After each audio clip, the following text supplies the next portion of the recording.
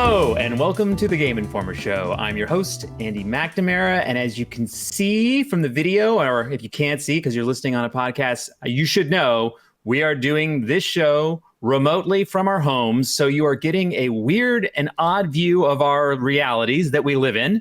And today I am joined by Jeff Cork. Hello. Hello, Jeff Cork. Hi there. How are you doing? I realized I need to buy a new house. We'll start the GoFundMe immediately. Yeah. And Leo Vader, how are you doing, Leo? I'm doing great. How are you, Andy? I'm doing all right. You know, I'm excited. It's kind of weird to be doing the show at home because I'm like not wearing shoes. Someone suggested we do it without wearing pants. We will not test that theory, by the way, here. I'm way during ahead the show. of you guys on that one.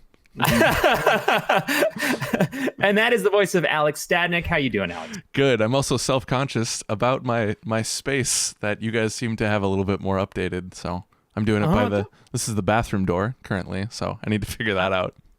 Well, as long as we don't get any flushing throughout the show, I think it should be fine. We'll be good. Yeah. Yeah, I basically had to go to the other members of the household and say, don't barge into the basement or let the dog down. I mean, so, you know, we may have surprises throughout the show. You never know. It could happen. They're doing construction all over my building today. Oh, excellent. That's exciting. Perfect timing. And two, the other thing is that you can tell, you know, we spent a lot of money on makeup and lighting to get this done. So I'm sorry that you have to get a up close and personal view of us, but we're thrilled to be able to do the show. We may have some hang-ups, technical difficulties as we do it this way. We're doing it live. So thank you. I appreciate your patience as we deal with this and the virus and everything that's there. I think that brings me to my first question, just of like, how you guys holding together? You guys keeping together, Jeff? You look like with that beard, you've been waiting for this day for a long time. Yeah, I was contemplating shaving it off and making like a crunch beard or something like that, but it's been really weird just because like my kids are off school for the foreseeable future, which really does, like, we're working from home, obviously, but having the kids here too, it changes everything significantly. My wife is working from home, but we're certainly not nearly as productive as we once were. So you're welcome. Yeah, you're double working, essentially. Yeah, kind of. Yeah. Yeah. Well, good luck with that, Jeff. Yeah, thank you. And Leo, you seem quite calm. Yeah, I was nervous the first day. It was very apocalyptic in my mind, but things are evening out now. People are taking the social distancing more seriously, so I just don't want us to all get, too cozy and comfortable. Yeah, I think it's nice. I mean, I think it's surprising that you can do a lot of work from home and like doing this podcast and things like that. There's a lot of tools out there, which is pretty cool. It is a little weird, but games are great. By the way, the cool thing about games, that's a good way to find some social interactions, to talk to people, spend time with people. I know I have been doing that. And, we certainly get that opportunity to give each other kind of hell playing games, and that's fun. So it's nice to get that as a part of our lives. Alex, how about you? I was kind of in Leo's camp. It was really starting to hit me on Monday when it was the first day from home. Leo and I were doing a lot of testing. Things weren't working. Things were working. We weren't getting any content up that day. So it's like, and then I just started to process it even more. And it was Monday was my anxiety was the highest, but Tuesday we got together. We did a stream, and it kind of felt a little bit more normal. So the last couple of days have felt really good. I've been sleeping better and stuff. So I'm happy we're starting to, or at least I'm starting to adjust to the new normal a little bit. Yeah, and I hope the podcast brings some normalcy to people. We could have skipped it. We thought it was important to do it. So here we are. I'm going to touch my face because that's what I do. So, but I'm not going to spread to anybody because I'm at home with our family. That's been the hardest part for me is not. Yeah. I have to touch my beard. It's so bad. When my brain stutters, which happens, anyone who watches the show knows I do that to, I don't know, waste time, whatever, get me to the point I need to get to. But yeah, it's been interesting. And also too, I think we've all made the joke of like, I've been spending my whole life preparing for this, spending time alone playing games, but this is a serious issue. And I think that some of the joy that you'd be like, I'm locked in my basement for 3 weeks would have normally maybe been something kind of great. It has a different kind of ominous feeling to it, certainly for me. Yeah, the reality is I'm locked in my basement with all these games to play. No toilet paper. Yeah. So video game manuals, we're going to make use of those. The Prima guides or whatever. Yeah. Some strategy guides. So it's interesting and challenging in that way. So hopefully everybody out there, I hope you're doing well. Stay safe. Don't freak out too much. So that's our first kind of starting message. And we're going to go right into something about staying safe, which is we've been playing a little bit of Warzone, right? I know I have been. I know you guys streamed it yesterday, there's nothing more safe and more social than shooting each other in a battle royale sense. They introduced solos as well to Warzone, and I think it's been pretty amazing. It's been crushing it as a stream. Like all the streamers are playing it. There's been a lot of talk of how it affects Fortnite, how it affects Apex. I mean, obviously these are all talkers. I mean, do you guys have any opinion? Have you, now that you spent more time with the game, do you like it more, like it less?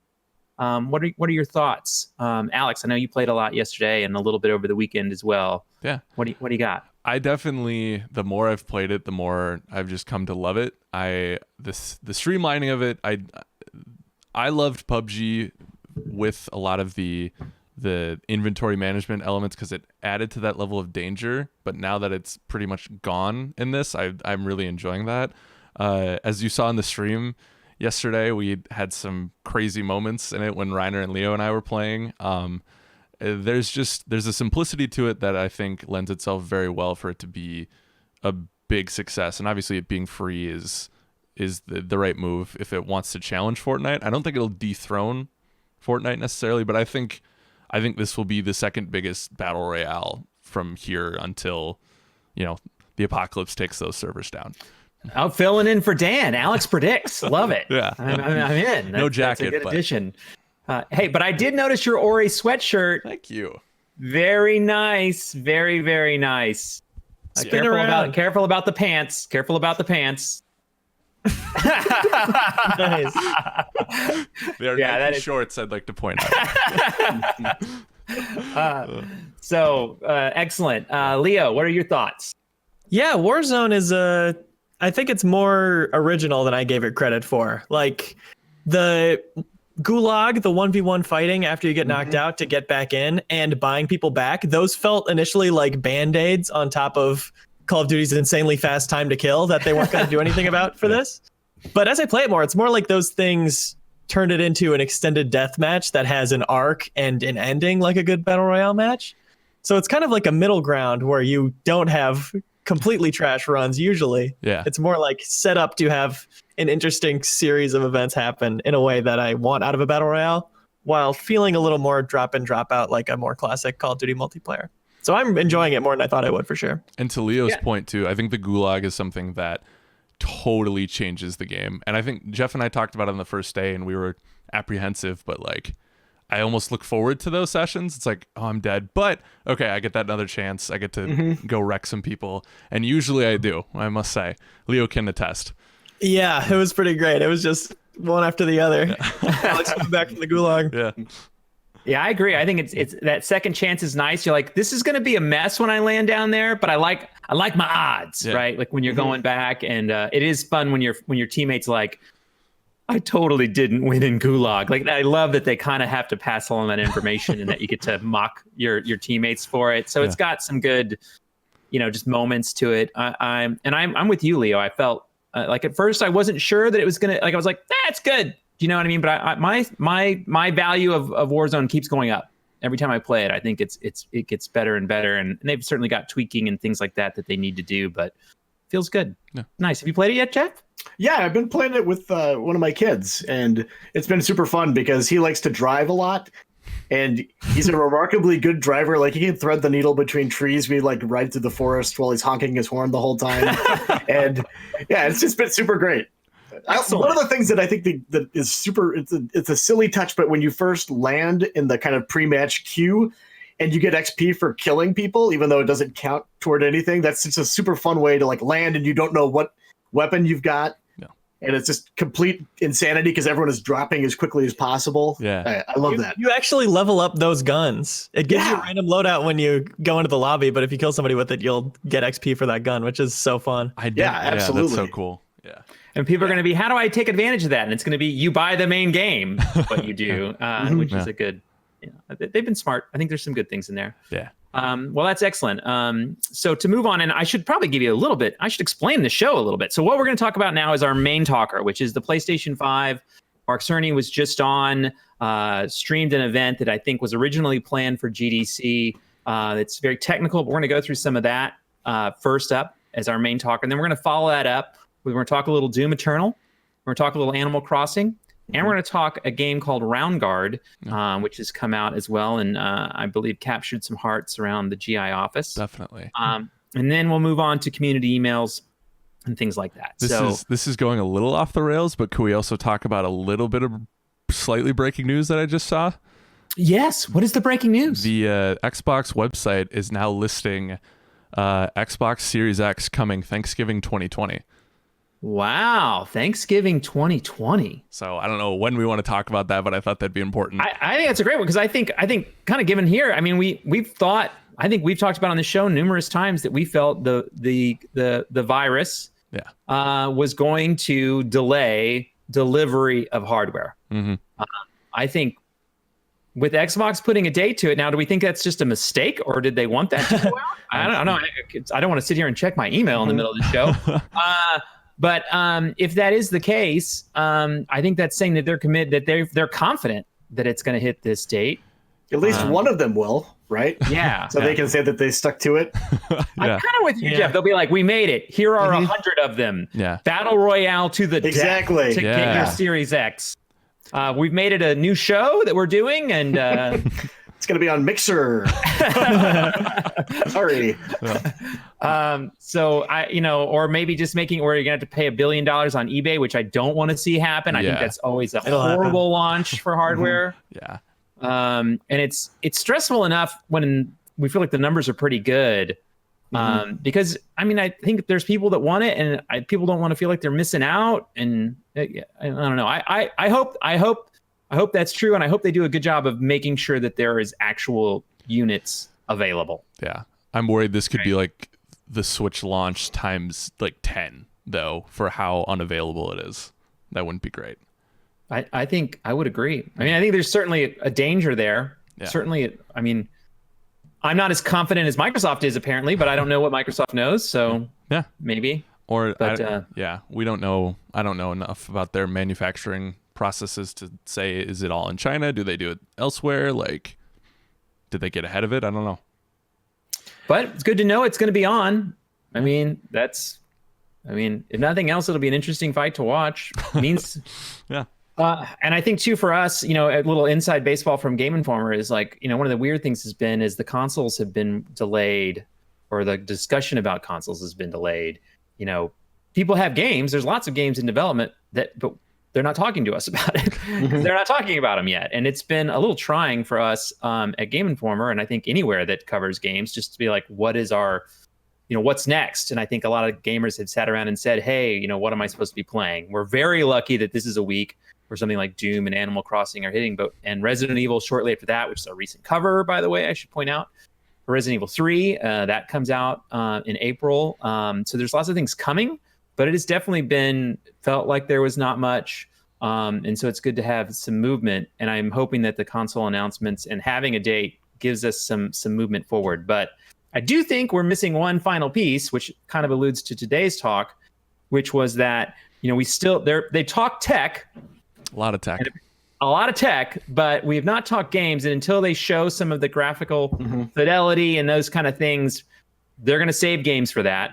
And so we're still kind of stuck with that. We got more info, but it's still not quite enough, I think, to kind of loosen the dam and really let everybody know and, show everything that we want to know. Because I do think fans have a lot of questions. You guys have anything to add to that? I'm sorry, I went on a little diatribe there. Sometimes that happens. It's the Game Informer show. It is the Game Informer show. It stands to reason. So the PS5 launch, I loved the thing today, by the way. Mark Cerny is super smart. I've got a chance to spend a lot of time with him over the years, known him for a long time. He's always explained things very well. He's great at it. I thought today his discussion, he took very complex ideas and tried to explain them to the layperson, and I thought he did a great job. I was really interesting on all fronts. So I really liked it. And I like the weird green screen thing. What did you guys think of that? It was kind of a great juxtaposition, right? Yeah. Tom Servo up in the front there. Yeah. It's like, how lo-fi can you be as you talk about what your next biggest, hi-fi thing can be? I thought it was, that was cool. I love For people who didn't see it, it was like 4 silhouettes of people in the foreground with Mark Cerny on stage. It did look like Mystery Science Theater, like Corky saying. It was very looked strange. like They're doing their best. And it looked like the pedestal was real and Mark was real, but everything else was done on a green screen. And they did like weird things, Matrix, and it did like X's and O's and triangles and like a Matrix thing. It was pretty funny and oddly delightful. I said, like, I felt it was a little zen-ish as he like marched on in that very nice, like kind of Mark Cerny delivery. We had that weirdness going on. I really enjoyed it. What that says about PlayStation 5 obviously is nothing, but it was cool. I liked it. Cerny, if he ever got tired of the Sony thing, he could read audiobooks and make a killing. I could listen to him like all day. He's very calm. Yes. I like it. Indeed, he did a great job. So some things we learned today. I'm going to go through some stats here quick. The CPU is 8 AMD Zen 2 cores at up to 3.5 gigahertz. The GPU is 10.28 teraflops / 36 compute units at 2.23 gigahertz. By the way, I am not doing as good a job as Mark Cerny as explaining these things. You should watch the video, even though it does get a little like, it gets into the weeds, then you may not understand some things, but it is interesting to watch. The GPU architecture is a custom AMD RDNA2. The memory interface is 16 gigabytes. That's like basically what we're looking at as far as like RAM, you know what I mean? Memory bandwidth is 448 gigabytes a second. The internal storage is 825 gigabyte SSD. And the throughput they're putting at 5.5 gigabytes, which the rest of it is just like there's an SSD slot, there's a USB hard drive support, and 4K Blu-ray is an optical drive. But I think what I want to quickly switch to as I read those things off, that like one of the big points that Mark put out there was like explaining why the SSD is important and how it affects your games.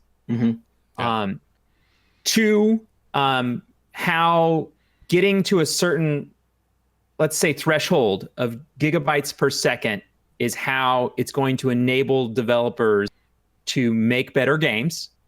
And then finally, too, he talks about an audio chip, which he goes into quite a bit. But I did have one thing I wanted to read quickly as we go into this, because I think this is important.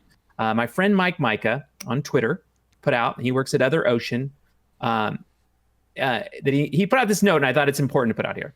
It's going to be hard to stop the number game of 10.28 teraflops versus 12 teraflops. That's in reference to the Xbox numbers that have been put out, Xbox Series X. But please, you can't make direct comparisons. There is more to each system's architecture that makes them each uniquely impressive.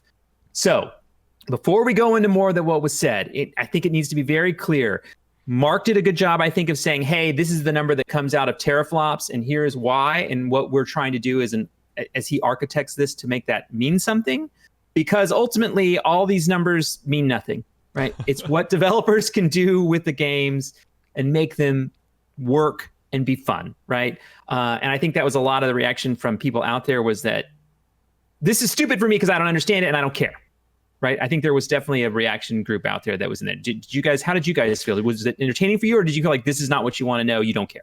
It was a Mark Cerny talk. I don't know. That's what it was. Like if you're going into expecting, and destined for GDC, to your point. Yeah, absolutely. Which I thought was fantastic. It was like a nice, patiently explained thesis statement for the PlayStation. So I think it was less about this is what's going to be popping up on your screen and more about the philosophy behind why they're taking the approach they did, which understandably for fans of games, they want to see the games. They want to see like a sizzle reel and things like that. So I can understand if that was what your expectation is. But I would rather have that than seeing the system specs announced for the third time like Microsoft has done. Yeah. Well, and I think they were pretty clear up front that this was about the architecture of the system. Like there was never a promise of games coming out, as much as I was surprised we didn't get like a little like tip of cat, or even just showing the Spider-Man thing that they did for Wired or whatever back, 6 months or whatever they did. But I really liked the talk. I'm not a tech guy in this field like at all, but I really liked his talk about the SSD, because that's always a buzzword you hear when it comes to the next gen, but I didn't really understand like what it could be capable of. And my mind instantly flashed to like Mass Effect 1 being in that elevator for like, 2 minutes or whatever, and having developers not have to hide load times even more now is a really exciting thing to me. To never have to see your favorite character squeeze through that tight crevice to get to the new area, which we've seen a million times. I will miss like the rotating bowl of fruit in Elder Scroll games, though. That was always yeah. Leo, did you watch it? Did you enjoy it? What do you think about it? Yeah, I'm glad I watched it recorded so I could skip through it. I'm glad it's out there for having that information be out there. Like, I appreciate transparency on all those features and their philosophy behind them, but it's not super for me. I didn't get a lot out of it. I didn't need 20 minutes on the idea behind 3D audio, Mm-hmm. Yeah, it's gonna be cool. I'm sure it will be. Yeah. I'd like to hear a game through it, and not it described. Thank you. Yeah, I think it's one of the funny things. Another Twitter thing, I don't have it in front of me, but I laughed when Microsoft, which by the way, I want to point out, a lot of these things are the same. Microsoft, I think, has a committed audio chip. Like, this is just a thing that people are trying to do as they move forward, and like the way that they're creating things. There's a lot of not entire parity between the systems, but a lot of them are trying to accomplish similar goals, right? Make good games. Is that one of the audio people were like, the people in the graphics department will figure out a way to use our chip to improve the graphics and take away from us as audio designers. Like, I thought it was a funny joke. Maybe I'm too inside baseball, but it did make me laugh. Because basically in the past, it's been the same thing too. Like, they've tried to create space for the audio engineers, and it's almost always used for the larger game design. Mm-hmm. But hopefully it sticks true. I think audio is a big part. I definitely agree with that. I really appreciated the part where he was talking about how games will run at 30 frames per second, but the audio behind the scenes has to essentially run at like triple that speed, for everything to line up. But it's like hearing Mr. Rogers talking about, and then that way when the soldier is shot, you hear his dying scream perfectly lined up. Okay. Yeah, I mean, you're right on. It's totally true. And he does such a good job of explaining it. You know what I mean? Oh, he's the best. So it was certainly interesting. So he felt, I thought there was a couple interesting points I want to bring up, that he felt like familiarity of the system would be less than a month, and he had graded other platforms on that, and he felt that developers would be able to get up to speed fairly quickly on PlayStation 5. Obviously, that doesn't have any data behind it. You know what I mean? I think we're going to see what developers say on that, but it's an interesting point. I'd like to see how that develops. Yeah, I think that I would be great to see developers be able to come in running and move forward with the hardware. He also seemed like at the beginning, like developers, he was saying, did not have to take advantage of all these different things with their first games. He was it seems like cutting off criticism in that way, that like this first batch of games is, as with any new hardware, is not going to be demonstrative of everything that system is capable of doing. No, I would agree. Very well spoken in that regard.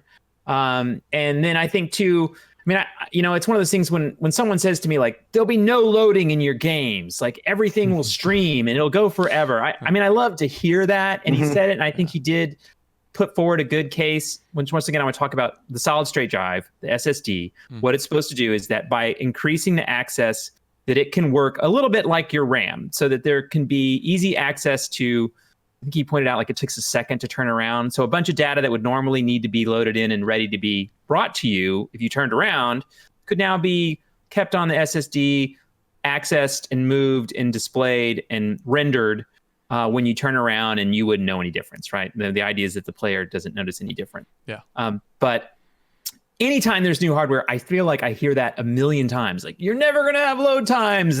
You can stream forever. You see that? Keep going. You'll get there. And I, do you know what I mean? Like, am I the only one that gets a little bit like, I've heard it before? I mean, it's exciting and I want that to be true. But developers have to design their game to want to be that way. Yeah, for sure. I think like Xbox, like moving over to them for just a second, they just had that big tech reveal recently, and they showed like a side-by-side comparison of State of Decay 2, the load times on Xbox One Series X versus just the Xbox One. And the load times were still fairly significant, in my opinion, on the new hardware. Yeah. So like, at least they aren't promising that things are going to be eliminated in the same way that Sony is. But I mean, people, I think, should be temper their expectations a little bit with that. Yeah, agreed 100%. And they went into a lot of things about audio, as you mentioned before. Some of it interesting. I thought he did a good job of discussing ray tracing and where ray tracing is going. He's like, and this is, by the way, this is for me. I felt like I was tricked. I was super excited to get a new graphics card that had ray tracing, and I was like, I'm gonna turn ray tracing on all my games. It's gonna be the best. Like, I can't wait. I'm gonna have so many reflections. You don't understand how many reflections I'm gonna have. And then I was like, okay, this is a disaster. Like, I'm not getting as much out of it as I wanted. I spent too much money on it. No offense, NVIDIA, but I wanted more out of it than I was getting. But I do think he took a measured approach to where ray tracing is going to go and how it's going to change games. And I do think it will. It's just going to take time. And once again, I think it's going to take developers learning how to create those shortcuts and get the best and the most out of it. Like he said, someone was smart and found a way to do it with a good, modest budget. And that was impressive to him. And I think that's what we're going to be shooting for. And that will make my card that I'm a little disappointed about better as that software moves forward and people get better at making those games. But yeah, For sure. I like to complain about my graphics card. I don't know why. Were you guys clear about the section where he talked about the top 100 PlayStation games? Was he saying that they would it just be those 100 being brought to PS5, or is he saying those are the ones that are going to get image boosts or whatever for PS5? I guess I was a little unclear. I think that figure was just saying, like, just as an example, the top 100 games, we put them through there for testing just to see, and like the majority of them worked. Okay. Yeah. So it's not necessarily saying that only those 100 PS4 games can go to PS5. It was just that these work, so we think the rest of them can work. I think it was just a clean example. Cool. Yeah. Okay. Yeah, I think the wording to me was read as like, we took the most played games on PlayStation, the top 100, tested them. Most of them came through. And I think I'm putting I'm making some assumptions here and saying that, assuming that they can probably fix the 10 or whatever that didn't make it, right? Yeah. And that if you can get that 100, that means there's probably another, 300 or 400 games that are going to work pretty easily. And then they're going to have to figure out how to address the ones that aren't working. And then also too, I think to me, it says, if there's a really popular game, we'll probably fix it. Yeah. If there's a not very popular game, we're probably not going to fix it. And that's just me reading between the lines, but that's the way I took it. Okay.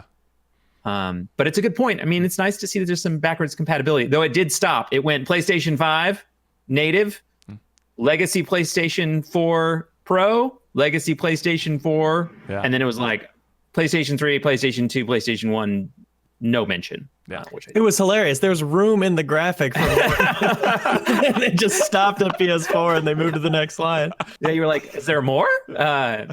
Maybe for a later date, right? Mm-hmm. I'm excited. I think the new hardware sounds pretty cool. You guys? I mean, we're all pretty hyped, right? Yeah. When it comes to this inside baseball at tech, I look to the people who are smarter than me and who know this stuff, and a lot of those people seem excited, so I'm with it. All the stuff that I understood today, I'm excited for. A rising tide raises all ships. Yes, as a PC gamer.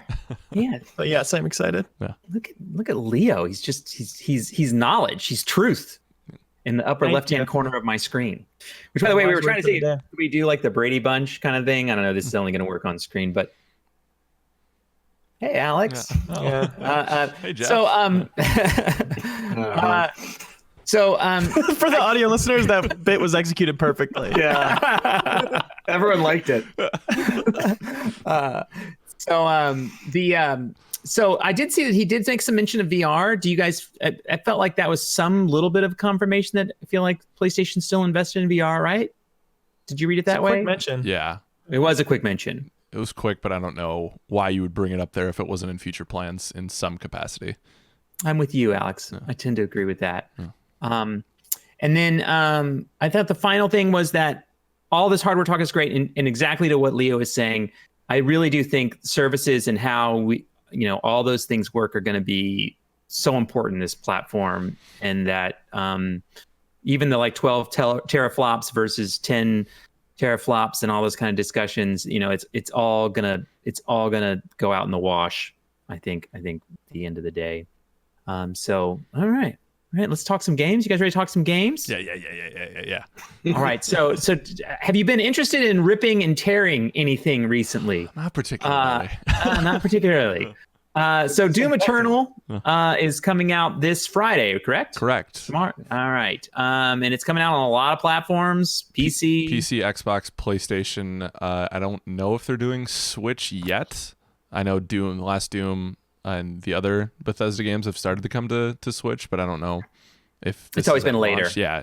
I don't know if you can. I know you can preload it, but I don't know what time that unlocks. So.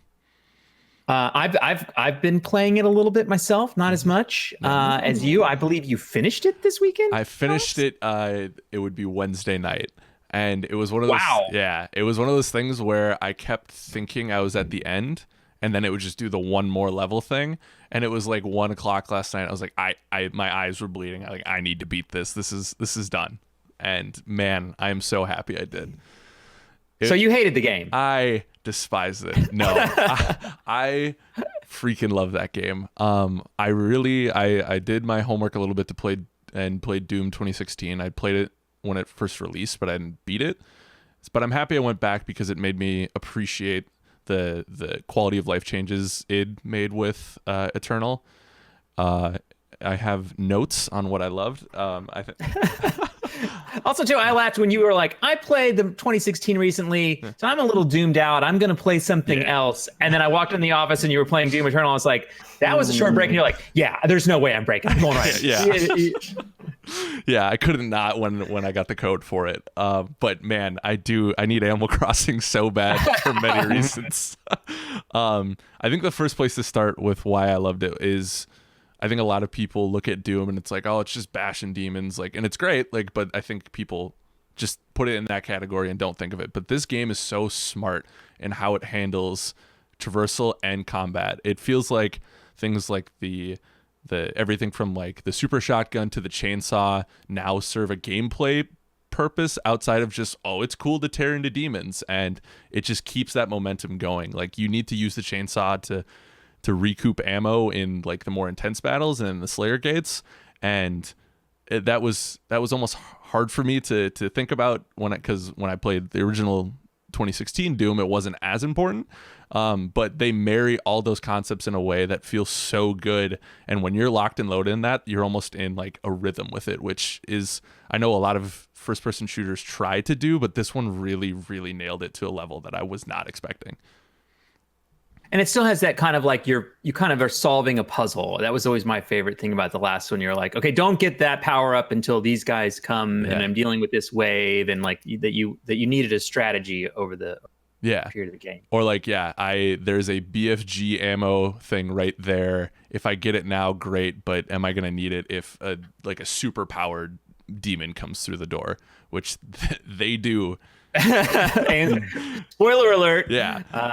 And I think for a lot of people out there, they were like, the addition of grappling and a lot of these other things took away from maybe some of they felt, or I think it's been a perception that the kind of pure simplicity of Doom, right? And what made 2016 so great. Do you feel that these changes have taken away, or are they additive? Oh, I think it added a huge another layer of gameplay. And I think 2016 was great, but it definitely felt like, okay, we know what Doom is. We're going to try to see what that is now. But I think Eternal is very much it going, okay, now we're making this a modern game. Now this is something that you don't just have to have nostalgia for to play it and enjoy it, because like I said, the combat design of it is so smart, and it's like, it's hard. It is so much harder. I was playing on Hurt Me Plenty, which is which normal, sounds weird. Yeah, it's normal. Also sounds weird saying out loud in this context, but I would say I am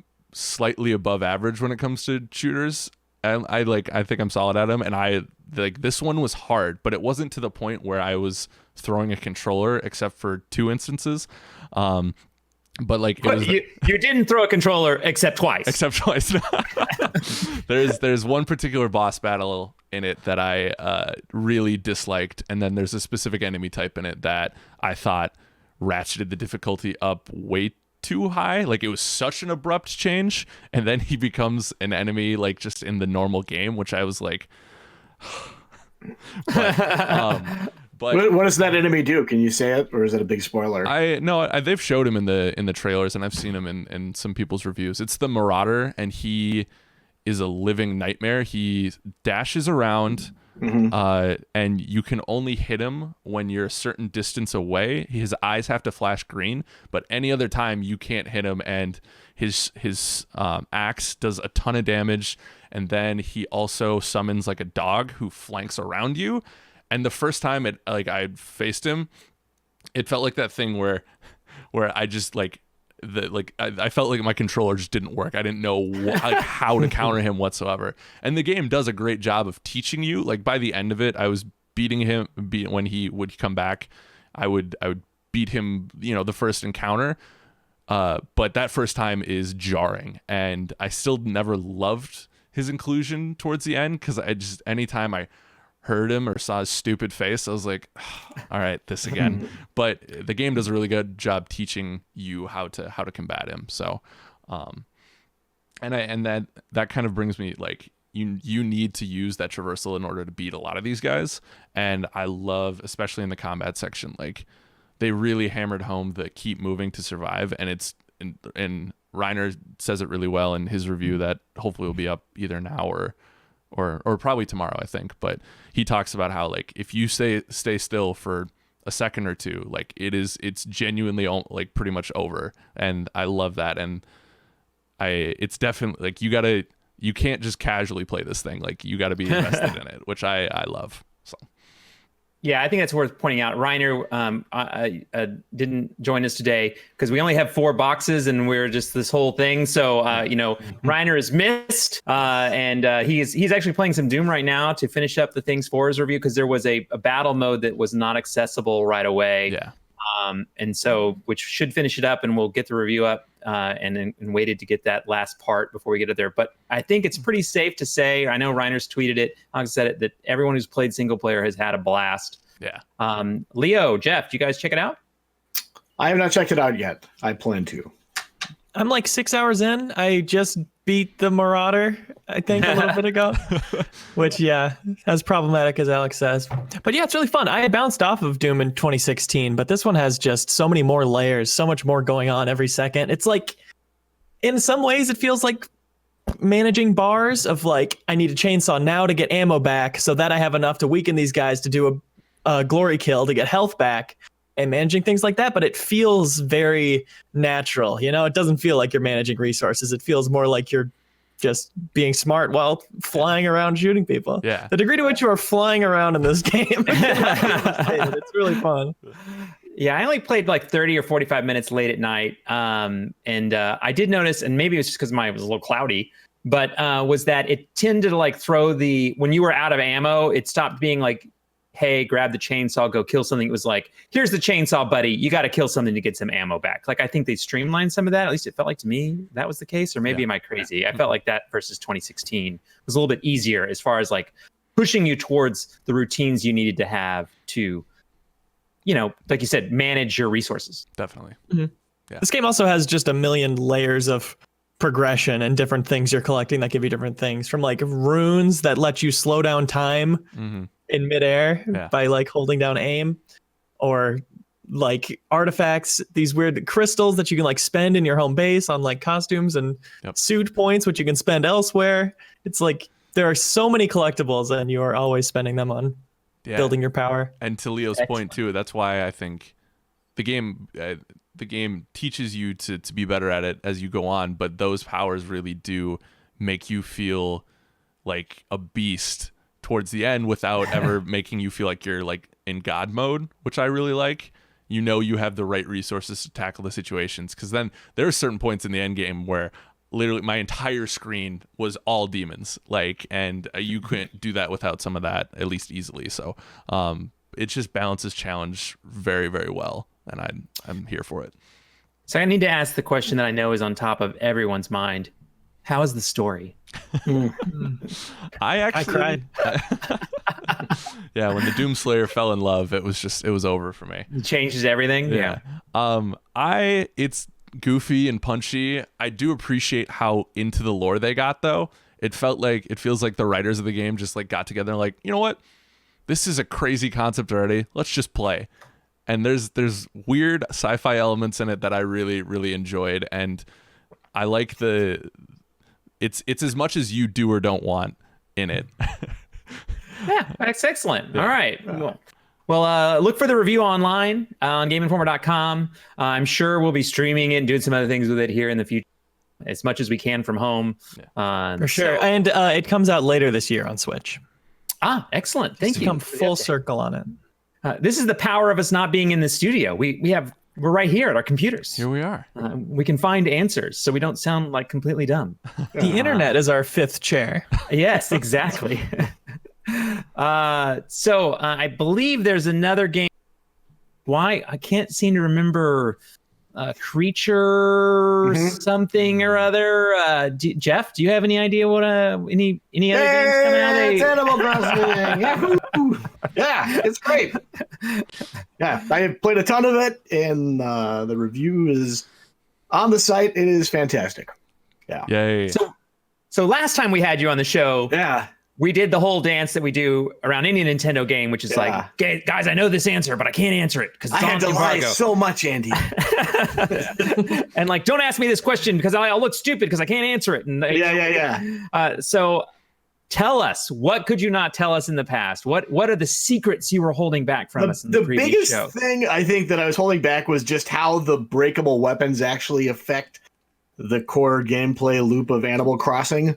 And I'm interested to see what other people think about it, because it is kind of annoying, but at the end, it's not a huge problem. But at the same time, like, it sucks when your fishing rod breaks and you got to make another one if you don't have, like, when I go fishing, I usually have like 6 or 7 rods with me at any time because I'm just a dumb machine.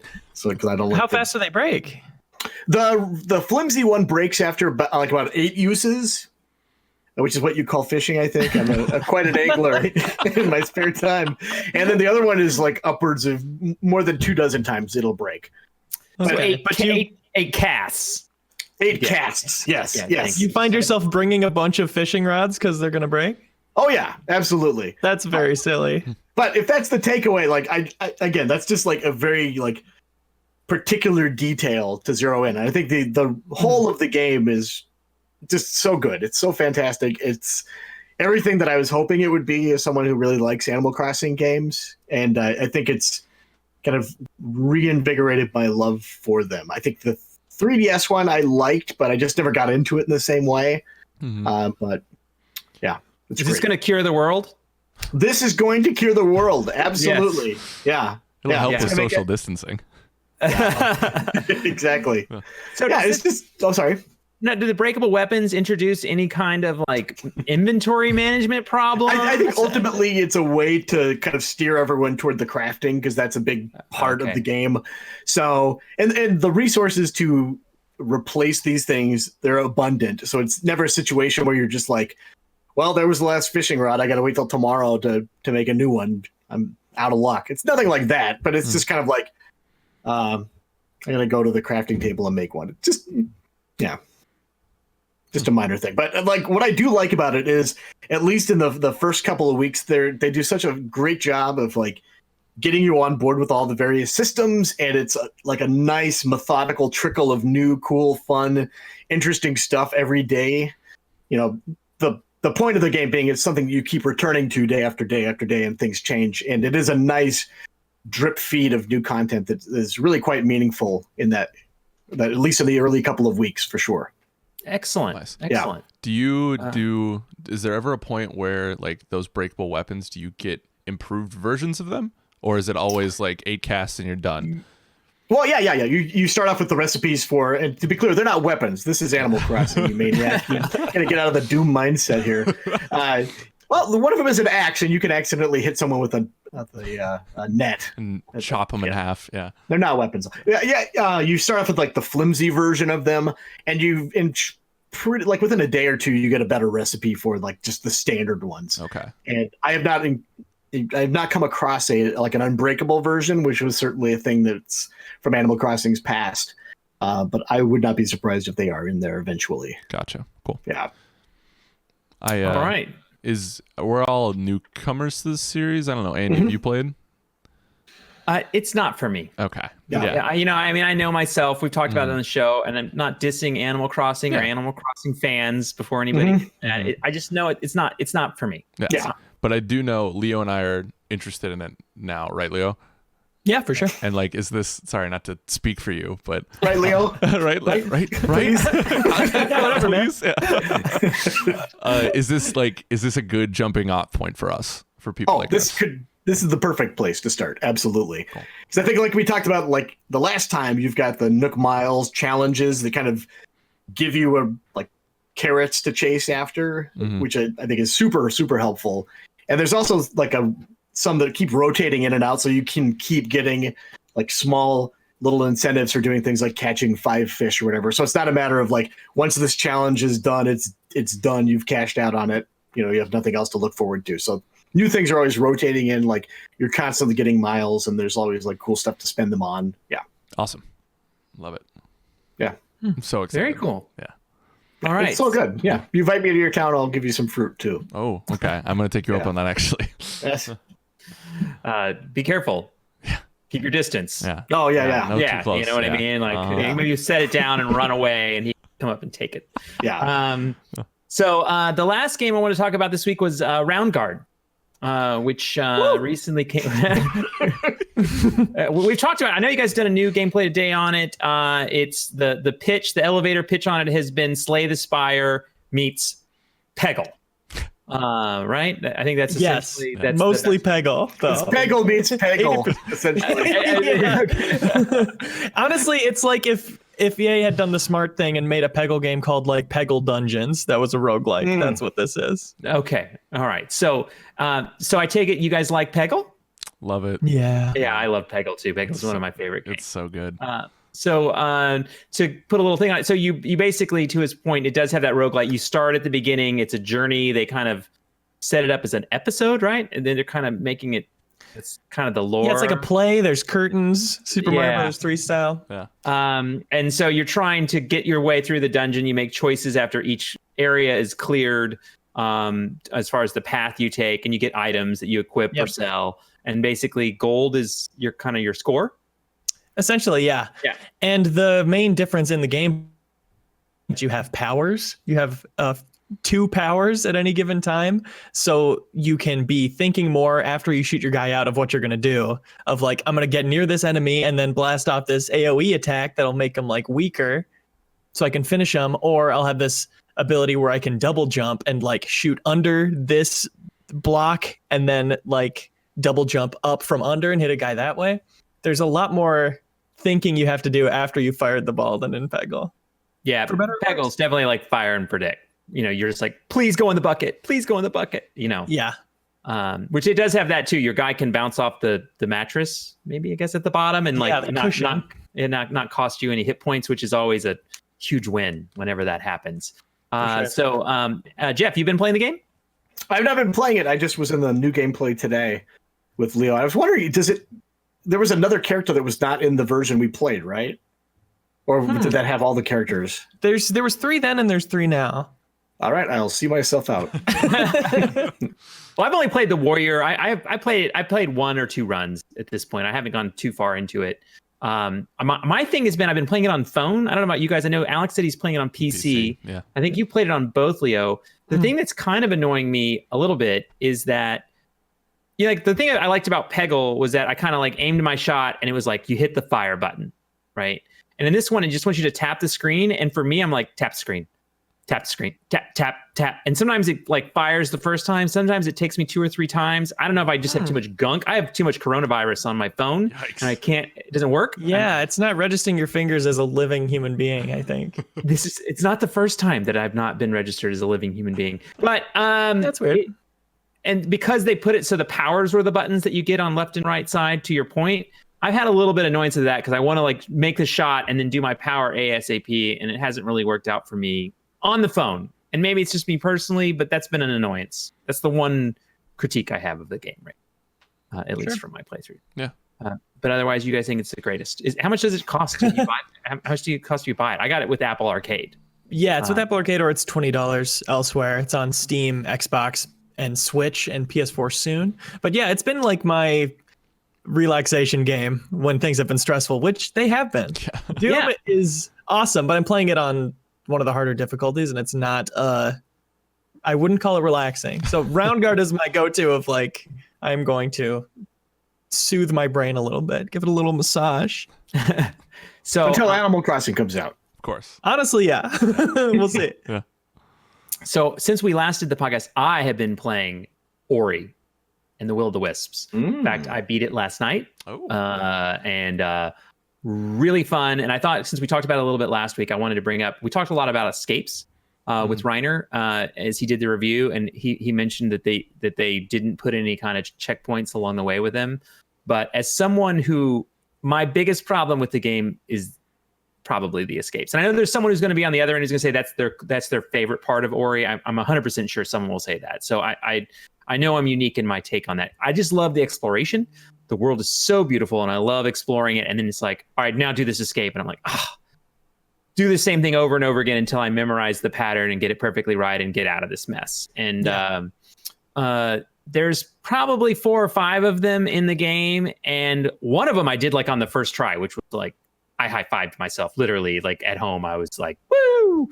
And then I only had 2 that I felt were super annoying. So anyone else, I just want to make sure anyone else out there that is interested in Ori and also views the escapes as a block point for them, that there are a couple that will drive you crazy, but they're doable.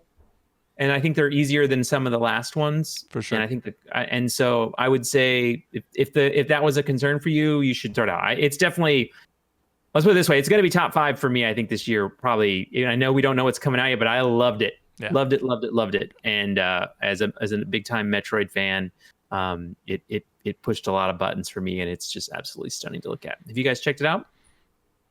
Yeah, I've played a few hours. I regret not putting it on like story difficulty because I really just want to see the pretty colors and jump around as Ori. I don't want to have to really engage in the combat at all. Well, look there. You could see it without engaging with the combat. That's right. Exactly. I also love on my screen that Jeff is pointing up and there's just nothing above, Leo. Above him. Yeah, for me, it's pointing up at Andy. It really works super well on my screen. So that's what matters. I was, as you could see by my clothing, I was very excited to play it, and then Doom fell in my lap, and for content, I wanted to get Doom done. So now that and Warzone and Animal Crossing are going to be my big 3, and I can't wait to beat it, and I can't wait to get deeper into it. So I'm excited. Excellent. So I'm going to take a moment here to say, hey, if you're enjoying the show, follow us, subscribe on your various things. I want to point out again, I think the GI podcast community has been great. If you can send in community questions to podcast@gameinformer.com, it would be appreciated. Also to send in suggestions for GI Town, which we'll get to, for Kiss, Marry, Kill, which we'll get to. As far as games, we've got some good ones this week. And all those things are running. So I'm excited about those.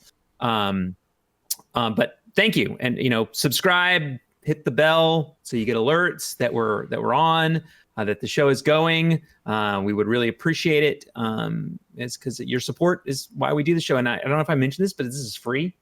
Mm-hmm. I mean, like, we're so committed to it. We're doing it at home. Look at this craziness. All right. So next up, we're going to do community emails, and we're going to do some fun games. And I think you're going to really enjoy. We got some really great questions this week. So we'll be right back.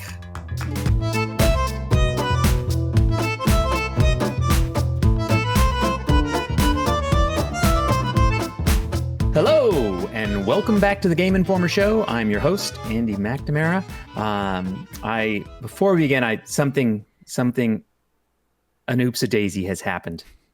Our breaking news hit, and we said, well, because it happened, basically, Xbox did put on their product page that the Xbox Series X was coming out on Thanksgiving. And then very quickly, Major Nelson went on Twitter and corrected and said, an Xbox product page in some regions inaccurately listed the launch date for Xbox Series X as Thanksgiving 2020. We are committed to launching in holiday 2020.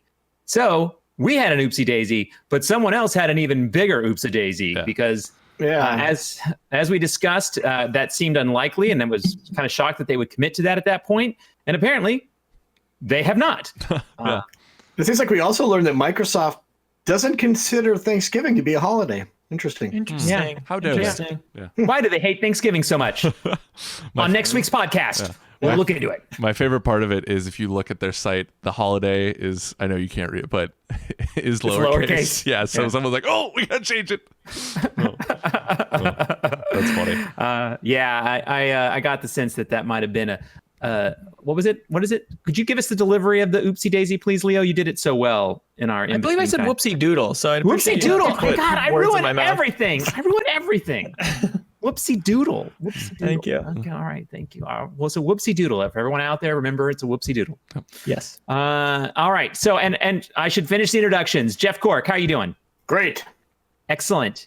You still seem to be at home. It's almost like you're quarantined. I am. What? Yeah, exactly. Yeah, it's almost like the reason we're doing this show from our homes. And Leo Vader, how are you doing? Every day I do this show, I feel like I'm at home, you know? Aw, that's nice. That was good. Yeah. Yeah, that's very good. And Alex, I'm just Danik, how you doing? I'm just the fool who believed the internet. That's my crime. Reporting false news. I apologize, everyone. Yeah, thanks a lot. You ruined the show. I'd also like to point out, and this is a funny thing someone said, normally in the directions I would say, and who's in the box? And someone pointed out that this week, with the way the show is going in, we're all in the box this week. So welcome everyone to the box. We're all in a box. Yeah. It's the box show. We're so bad at that. I think it's kind of reversed, so I don't even know which way I'm pointing. There's Alex up here. What's up? Oh, God. The stupid things that we're enjoying right now. Okay. Hey, speaking of which, Leo, can you drink from that drink again? Which one? The one you just pulled up nonchalantly. And by the way, for anyone watching, that is not some kind of weird perspective. That is indeed a giant mug. Is it full of creatine or something? Water. I'm supposed to stay hydrated. Oh, okay. Yeah. And for anyone at home, I can say now, but I've been drinking out of this thing for years. Yeah. Anyone listening to the podcast and can't see it, it's giant. This is just the best way to put it. It's a 64 giant. ounces. It's for hunting. You could bathe a It says, child in duck all over it. Yeah. Just hunting words. Yeah. Can we say human head size? I mean, you're the one that's there. Is that accurate? Sure. Yeah. It's the size of a human head. Separated at birth. Yeah. And I loved it too. We went to break, and that was Jeff's first question. Like, hey, Leo, what's going on with that mug? And when he asked him that, I said, how did I miss this mug? Apparently, I was not paying attention. It blotted out the giant sun. mug going on the screen. That's good times. Good times. Okay, so our first email. Here we go. Hi, hey, Andy and crew. Been watching since 2018. Love the podcast. Thank you for that. I love what you guys have to say. It keeps me informed, and I appreciate that. One suggestion that maybe someone can explain to me is the table setup. I asked about the black cloth around the table a long time ago and got no response. I know it's used to cover up wiring and the legs and whatever else is down there, but maybe you can change that. Maybe some mural cloth of GI Town or gaming eye candy that doesn't distract me from the content. Del Roth. Thank you, Dale. Yeah, that table is and the cloth. I've basically, since we started this podcast and since we started the studio, I've hated that cloth. I am with you, Dale. I'm not a big fan of the cloth, but we did have to hide the wires some way, and we did that. A lot of that comes down to we made that call, and that's what it is, and we've been kind of living with it. But Leo, I would ask you, we want to change the set this year. That's a thing. That's on our list, right? Oh, we've been wanting. Oh, yeah. Yes. Yeah, we've been wanting. Which is funny because we get the question about making fun of our desk, which is followed up by the next question, which is, hey, Andy and the McNamaras. Yes, it stuck. Loving the show. Keep on trucking and everything. You're doing a fantastic job. Thank you very much. I appreciate it. But I just have to say something. It may cause offense, so please know that I only say this out of love. Nevertheless, buckle up. What is going on with the backdrop? can you switch it up a little? When something comes under new management, you generally get a little renovation, don't you? Is there no other swag you can show off? Laura Croft has been threatening to let Slimer loose for as long as I can remember. Just do it already. The Metroid Prime cardboard stand thing. Seriously, that game came out 20 years ago. The Fallout guy has been brandishing the beloved Captain America shield ever since Bethesda butchered their own IP with 76 over a year ago. Oh my god! Let's replace that Fallout 4 statue with our Fallout 76 statue. This person. And then he brings up the Master Sword. The point being, and I hope I enjoyed my dramatic reading, that yes, the backdrop. And it's so funny that we talk about this on the show. We're doing from home without the backdrop, without our little skirt. Yeah. All those things are missing. So number one, you're welcome. This is your guys' fault. Yeah. So thanks a lot, Charles Brighton in the UK. But no, I really appreciate it. No, you're 100% right. We need to change it. What? You mean? Has anyone ever uttered the phrase with "I love you," but and then just ripped at you? Has that ever actually been nice? No. There's a lot of work. Hey, tough love is tough sometimes, right? We'll take it. I mean, we're also doing the show with this hair, and I've got this thing that I can't do. Everything's right. So thank you for the feedback. It's noted. I'm sure others that watch the show have said what's going on.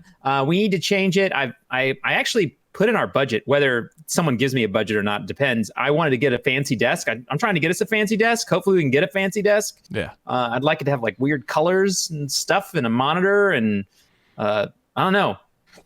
We're trying. See our leg. Show off our legs? Yeah. I mean, every once in a while I wear cool sneakers. I want people to see my cool sneakers. Can't see them. Oh, look at that. We're getting some leg. Right there. Hold on. We're going to get banned from YouTube with that kind of action. Yeah. Not safe for work. Tell you what. So thank you for the emails, you both. We don't really have anything to address other than we're working on it. Yeah. We're gonna fix it someday. But given our timelines, who knows? I mean, we're working at home. Yeah. We're obviously not working on it now. Yeah. But for the meantime, you're going to get the Game Informer show from our lovely abodes. So enjoy it. Enjoy the change. Maybe when you go back, you'll say, "Wow, look at that set. It looks so new and different." Absence makes the heart grow fonder. Yeah, exactly. All right. So next question. Greetings, GI crew. Of the following, which console has the worst name? Xbox 360, Xbox One, Xbox One X, Xbox Series X. I did Siri X, which is like a weird Apple Xbox hybrid. No, Xbox Series X, Wii U, PlayStation 1 through 5, maybe unimaginative, but you know what you're getting, and no one ever says, what in the hell were they thinking? Tom H., Lake Zurich, Illinois. So we've talked about Xbox having some challenging branding, I think, in the past, but we've never actually picked the worst console name. And by the way, these are modern. We could go back to ColecoVision. We could go back to Fairchild. There's a bunch of other, there was one called a Channel F, the Odyssey 2. I mean, we had all kinds of things that we could mention, and we could go through the Atari 7800. I still don't even understand what 7800 or 5200 or even 2600 meant. But those things exist. And we're going to just go over those and stick to the list here from Tom. What do you guys think is the worst console name? It's Wii U. There's no question about it. We have to do a version of this where Wii U isn't included. Yeah. It's so obviously that. It is. That's so the only one where that. it actually tanked the system itself. Yeah. How bad the name was. Yeah. I mean, I remember there was a time in our office when they announced the Wii, and we're not trying to be childish, but we did around that was like, that's not real. There's no way that's real. They're not calling the system the Wii. It's not the Wii. It's not the Wii. It can't be the Wii. We did over time grow to appreciate the Wii. Yeah. And then when they came back and said the next one is the Wii U, it felt like we were being trolled. It really did. It was like it felt surreal. It was a surreal moment. It's a memory I will have about gaming forever because it was so confusing. And so go ahead. Yeah, and not even I wasn't at GI, but I followed the industry, and I didn't even know. I was like, is this an expansion? Is this just a peripheral? What is it? And the fact that people in that sphere didn't know what it was, that was doomed from the start, I feel like. So, yeah. I loved the Revolution I was so hyped when they were like the Yeah. Nintendo Revolution. I was all in on that, and they changed it to Wii. And I was in middle school. I was like, it's dumb. I want cool games, not the Wii. I don't want everyone to play. So That's how I felt too. Yeah. But like in hindsight, Wii is such an iconic name. Yeah. It's such like It a is. simple word that everybody remembers forever. Yeah. But it will forever have that asterisk. And then they made the Wii U. Yeah, right. Which is unfortunate. So yeah, it was too easy, but that is kind of fun at the Wii U. So next here we go. Now this question, I picked this question, and this is weird, and this is I apologize for the visual imagery that's going to come. We've You shown had my to legs a bunch on this show. You don't need to That's true. apologize for anything. Yeah. If you had to cut off a finger to save the world from another David Cage game, which finger would you lose and why? Personally, right pinky. Despite being a righty, I need left pinky to sprint with shift and crouch with control. Being on he's a keyboard guy. And as someone who sticks out their pinky when they drink tea, it really highlights how useless it is. This is from for Walter. balance. Yeah, exactly. When you're holding Well, your tea. could you give us an example of that, Leo, with your giant mug? Yeah, it helps you counterbalance it. Thank you. Perfect example. So that's Walter from Chicago. Thank you from that. So I would say, first of all, I think that's funny that people are willing to remove, like go through that kind of damage to stop a David Cage game from coming, because I believe there are fans out there that would probably cut a finger off to get another David Cage game. There were a lot of fans of Detroit Becoming Human. I personally, I think the last game I played of his was Beyond Two Souls, and it got so weird. I just couldn't. I just was like, I don't know what's going on. I just can't. And I walked away, and I felt that way. I feel bad that I haven't gone back to Detroit because people have said it's good, but I definitely, like, after Beyond Two Souls, I'm weary. Did you guys venture down that path, or we're all weary? We're all scared. I think Detroit is still sitting on my shelf with the wrap on, because I got it at the same time God of War came out, and I just never went to it. Yeah. It's also, I think that game is coming to PC shortly, by the way, too, I'd like to point out. Leo, any interest? What do you think about David Cage games? I've been burned too many times. I just don't like the way he writes. It's very elevated for self-interest rather than for actually being interesting in any way from the games I've played of his. It's an interesting question about the fingers, though, because I would have gone left pinky, but then I grabbed my gaming setup and it's right pinky that's useless here. Yeah, I think holding my mouse, right pinky's gonna go in a heartbeat. Yeah. And also, I would say to people who would cut off their pinky to get another David Cage game, don't worry. He'll get millions of dollars to make unlimited games the rest of his life for some reason. Please cut off your fingers. Yeah, leave him on there. No body maiming, even though Walter from Chicago suggests that might be needed. We don't need to do that. I think it'll be fine. And also, too, you can always just not play it if you don't like it. That's what I've done. That's how it works. But very funny. And also, too, I have a weird story. I remember when I first met David, I met him when they were showing Fahrenheit a long time ago at one of these things I went to. It's called Pre-E3, which is Judges Week, which was we got a chance to see games ahead of E3, which I don't know if you guys know about E3. It's this thing that's gone away, I guess, apparently. Going to be coming back. Who knows? But he was sitting in a corner showing the game. And the one thing I will give David Cage credit for was that I sat down and I was actually very amazed at the way that he was splintering and doing a lot of things with story arcs and having them split off and do other interesting things, and how the environment changed those things that he started in Fahrenheit and did more and more of with his other games.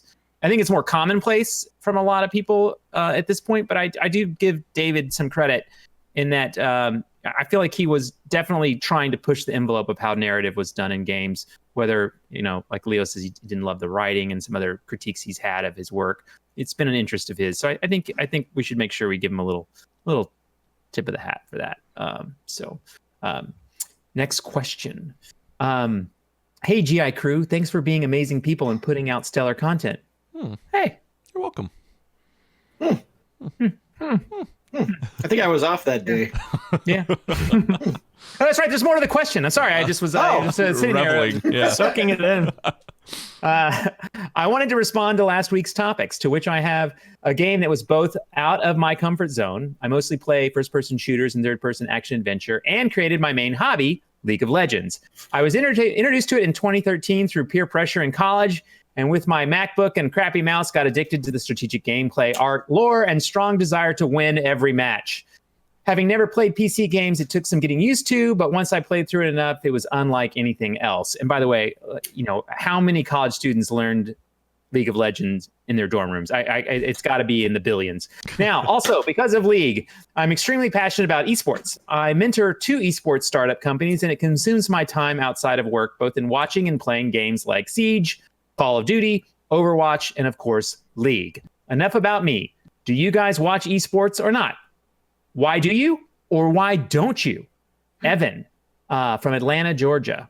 So I know I've confessed before I'm a big esports fan myself, but let's talk about you guys first. Yeah, let's do it. So, Leo, I believe you might have an interest in some esports. I've seen a photo of you and friends lined up watching esports live, I believe. In Game Informer magazine. That's correct. Yeah, I went to the 6 Invitational in Montreal a couple weeks back. And it was super fun. Siege is the only esport I've really followed. I watched some Rocket League, but Siege esports are just so fun to watch because you learn so much about playing. A lot of esports, it's like, oh, here's people at the top of their game being insanely accurate and just proving how good they are, which obviously is part of Siege too. But Siege has so many like tactics and specific angles through the map and ways you can destroy walls to like reshape points to your advantage that you really can learn a lot of skills that you can use even if you're not the world's greatest Siege player, which is why I find it fun to watch. And I think it would be hard to watch an esport that wasn't a game I was interested in.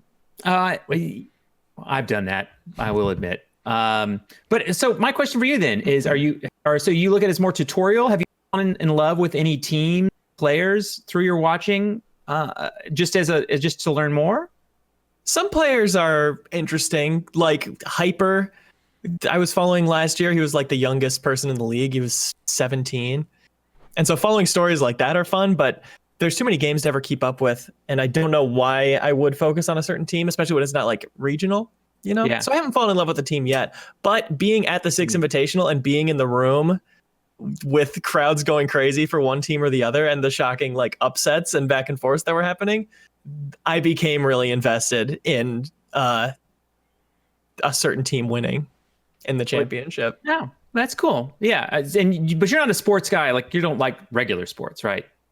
No, not enough to watch them. if there's a party and it's on, I'll hang out and I'll watch okay. One time I saw a football player do a football and do a front flip. I saw him do a front flip in the end zone to celebrate getting a touchdown. I thought that was pretty cool. I love it when the football player does a football. I said, hold on, they're doing football over here? Maybe I should be checking this out. Hey, slide over. How about you, Jeff Cork?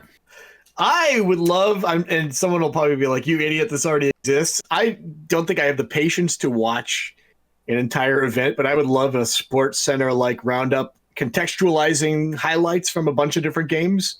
Yeah. I would watch that because I like seeing like fun clips of amazing moments, but it seems like for my interest level, I don't know that I have the patience or interest to sit through 45 minutes or an hour long of everything else. I just want to see the really amazing plays.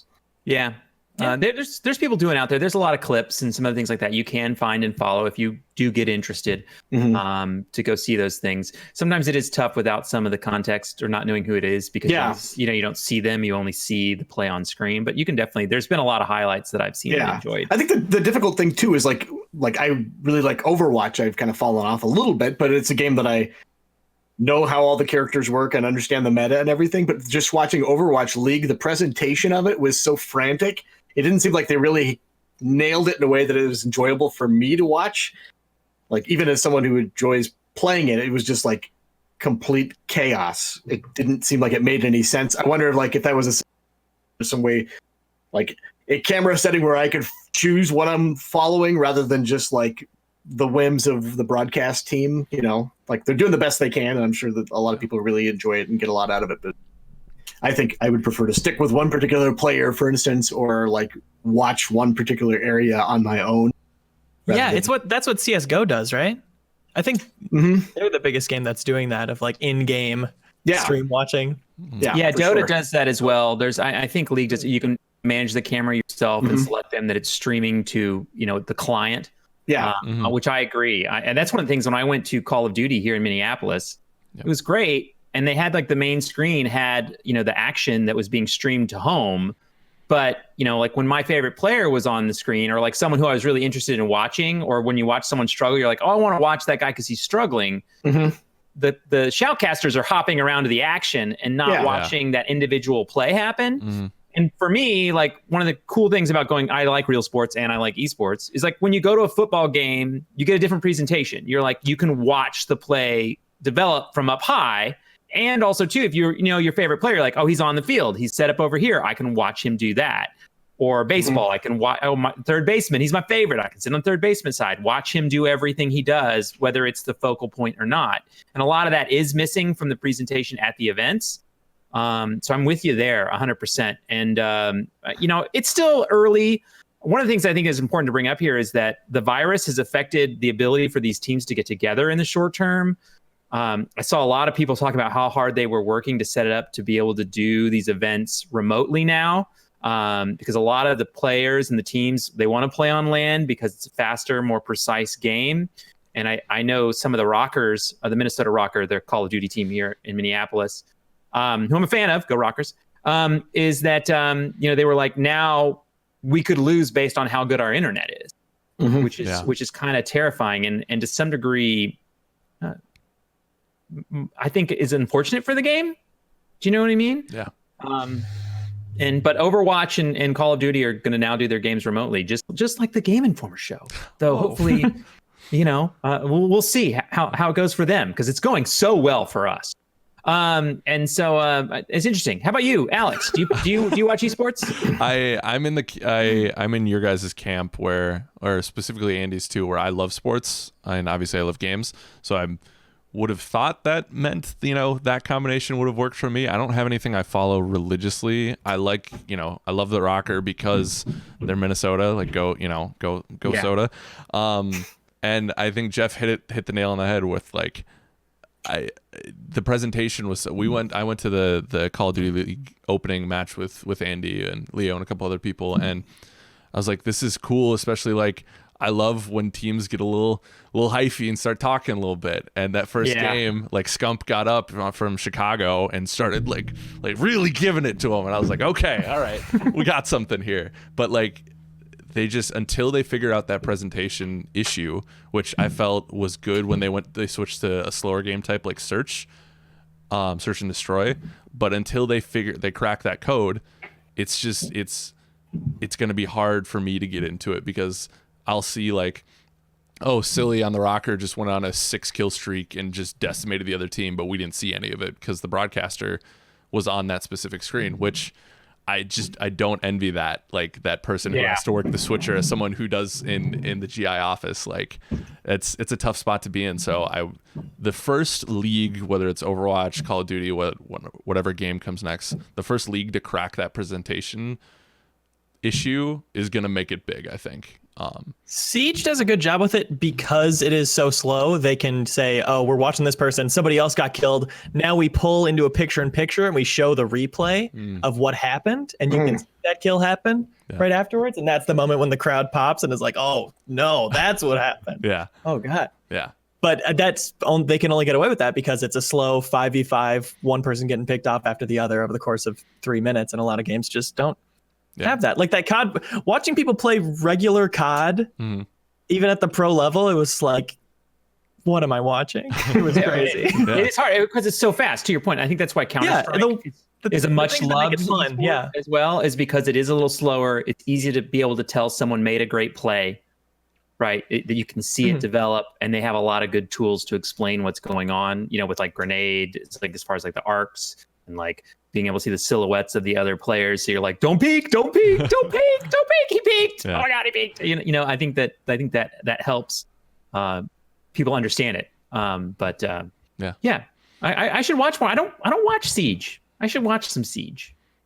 Check it out. Yeah, remind me. Check next out some time. highlights from the Invitational. It was a really exciting match. Yeah, The grand final. I think I will say this. I can't watch Siege without seeing that meme that kid did where he did the like flip flop thing like every time he. The lean spam. The lean crouch spam, and I see that every time I watch the game, and it cracks me up. This is this next question is important for everyone out there because it really matters to everyone. Hey there, GI crew. Quick question. What is your personal favorite pizza spot in Minneapolis or Minnesota in general? Good question. As I've never been there before, and I'd like to hear some recommendations in case I end up out that way. Keep up the good work. Burning time in Boston. So this is an important question. What is our favorite place to eat pizza in Minneapolis? Fat Lorenzo's, South Minneapolis. Oh. Absolute slop. Tons of cheese, chunky tomato sauce, falls apart in your hands. Perfect. Is it like a thin crust? Is it like a Chicago style? What do we It's got? like a thick crust. Like a thick crust? Yeah, puffy crust. All right, excellent. What's your favorite pizza there? That's really A good. pepperoni? A cheese? What's I your normally classic? do a sausage mushroom. Aha! Excellent. Yeah. That's a good choice. Very good choice. Yeah. How about you, Jeff Cork? I like Punch. Punch? Yeah. Big fan of that big, chewy dough, brick oven. They make the pizzas like basically flash cook them in a kiln, and they're fantastic. Yeah. Excellent. Yeah. How about you, Alex? So this is twofold for me because I absolutely love Young Joni in Northeast Minneapolis. I think that's kind of what we're known for a little bit pizza wise. But it's that mix between thin crust but a chewy crust, you know what I mean? But the drinks there are really good, like the whole ambiance there is really good, but it's hard to get into because it's like a really good date spot. So the people who own Joni also own a smaller place called Hello Pizza, which is more diner style. It's an Edina, like South Minneapolis kind of Edina, but it's this like same type of quality. It's really good and it's cheaper. They have good happy hour deals, but it's diner style. So if like I need something a little quicker and more casual, Hello Pizza is really, really good. And they do just like 4 slices or 4 types, and then they do like a special kind, and it's very, very good. Can't recommend it enough.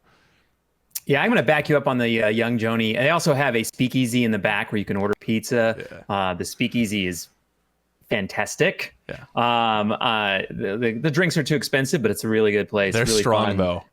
Yeah, and I think the reason it's packed is not just that it's a good date place, which it is. I think she's won like James Beard Award kind of stuff for what's going on there. So it is a highly recognized restaurant. But also too, Pizza Lola in South Minneapolis is associated with the same style of pizza, and also Red Wagon in that area. South Minneapolis has some good pizza spots. So like I said, none of you are going to be able to go into them, but you know what? I figured a little pizza talk in this time of trouble when we can't go out and get pizza, it was good to talk. It's just a reminder. There's a world out there, everybody. There's a world. And you're not allowed to go to. You're not allowed to go to it. I don't. And in particular, if you're not in Minneapolis, you can't go to these pizza spots. But tell us what's your favorite pizza spot? Do you have you know what do you like? Also, too, I know the classic like people hate Chicago deep dish versus the New York style pizza. It's a classic battle.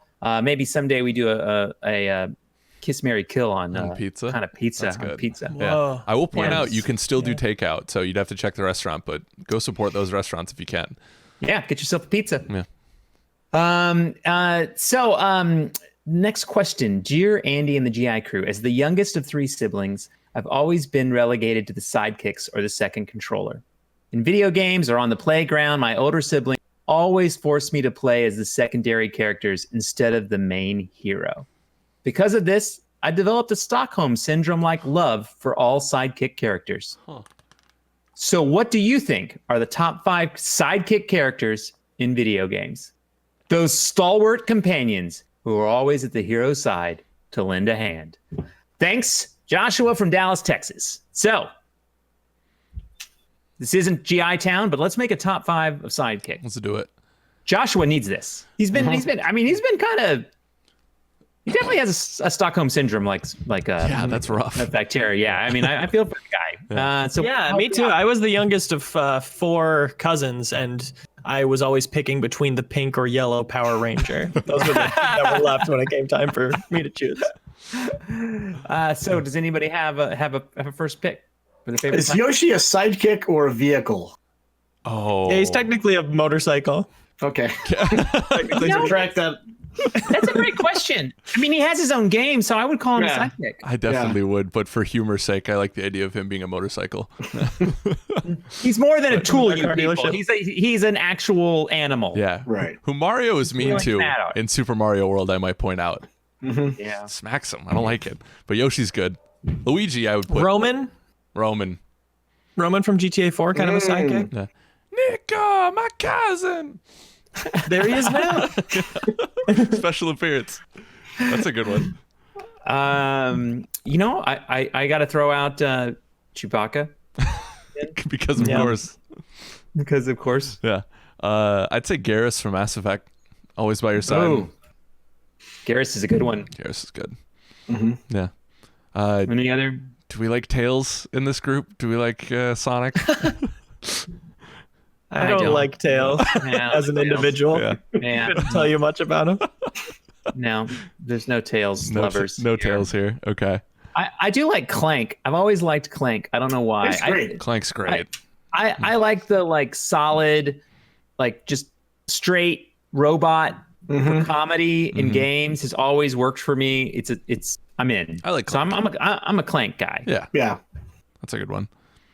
Is It's Daxter like too clankety close to clank that? on my. Hopefully my keyboard is not coming through. I haven't this, heard but it. It is. You haven't heard it. Okay. Yeah. excellent. Is Daxter too close to Clank? From Jack and Daxter. I never loved Daxter as much as I loved Clank. Yeah. That's my take. Anybody here a big fan? Dexter's standalone game was good on PSP. Yeah. But I don't know. I mean, we could throw him on the list for now. Yeah. All right. Yeah. What about I hear someone say Luigi. I Yeah. felt like Luigi's we gotta- Luigi's like the most famous sidekick of all time, right? Yeah. And Luigi's Mansion 3 is so good. It's so good.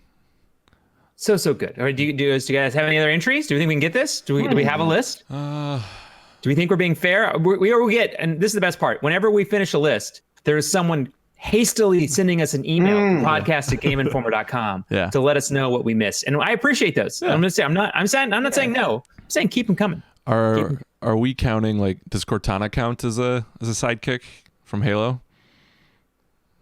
Kind of opens all the doors for Chief and handles all the tech stuff. Kind of the guy in the I chair. think so. An AI can be a sidekick. I would say yes. I'd throw her on the list. Pre-rampancy. What about Peter Dinklage Ghost from Destiny? One. Specifically that one. Only the so. Peter Dinklage one. The later. I think it's Nolan North who fills in for him. Right? Yeah. Does that later. Yeah. But only the Peter Dinklage. I think that has to make the list. Okay. What is the joke? To the moon, space sorcerers from the moon? I can't remember. Something like That that. wizard it. came from the moon. Yeah. That's no moon. It's a space station. No, that's not it. Yeah. Any others? Like Navi from Ocarina of Time. Ooh, that's a good one. Yeah.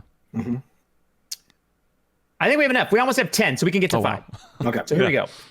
Yoshi, Roman from GTA 4, Chewbacca, Garrus, Clank, Daxter, Luigi, Cortana, Ghost, Peter Dinklage edition, and Navi.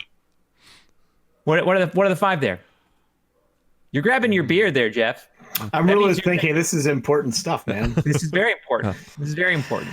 I mean, what game's Chewbacca your sidekick in? Okay, all right. Chewbacca doesn't have to make the list. I just had to say it. Yeah. Of course. Yeah. One day, I had to Andy. say One it. day. So that's just what I'm doing.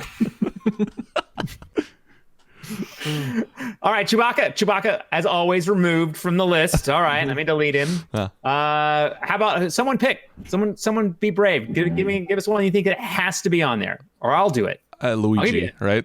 Luigi, I think Luigi has to be on. Yeah. I think you're Yeah. right. Luigi's in. Luigi's in. The only hesitation there would be that Luigi's his own man, is his own character, but as he should He's be. got he's done well. He's had his own year. Yeah. But let's remember, this is a lesson for our young friend here. Like this is a lesson for Joshua. It's the most empowering sidekick. That's right. Like not only was he a sidekick, but he went on to glory. Yeah. And that Yeah, whatever some your Roman sib- for sure. Yeah. whatever your Roman. siblings did to you, you can break free. You can break free. Yeah. Yeah. Yeah. So Roman for sure. Roman for sure. for sure. All right. Okay. All right. Roman for sure. All I like right. that. Peter Dinklage Ghost is really good too. It was And- so much fun. And hilarious. Yeah, all our memories we have with Yeah. him. Can't take those away. He opened those doors for us. I love Garrus. I think Garrus is a good choice here. I'm pro Garrus as well. All right, that's 4. Right. We need one more. This is what we have to choose from for our last entry. Yoshi, Clank, Daxter, Cortana, Navi. I like Clank. I like Clank. I'm with that. Yeah. Clank's pretty definitive sidekick. Yeah. Okay. I am too. His All right, name's here in the we title go. too. That's a good one. Joshua, just for you. Joshua from Dallas, Texas. This is it. Luigi, Roman, Ghost, Peter Dinklage edition, Garrus, Clank.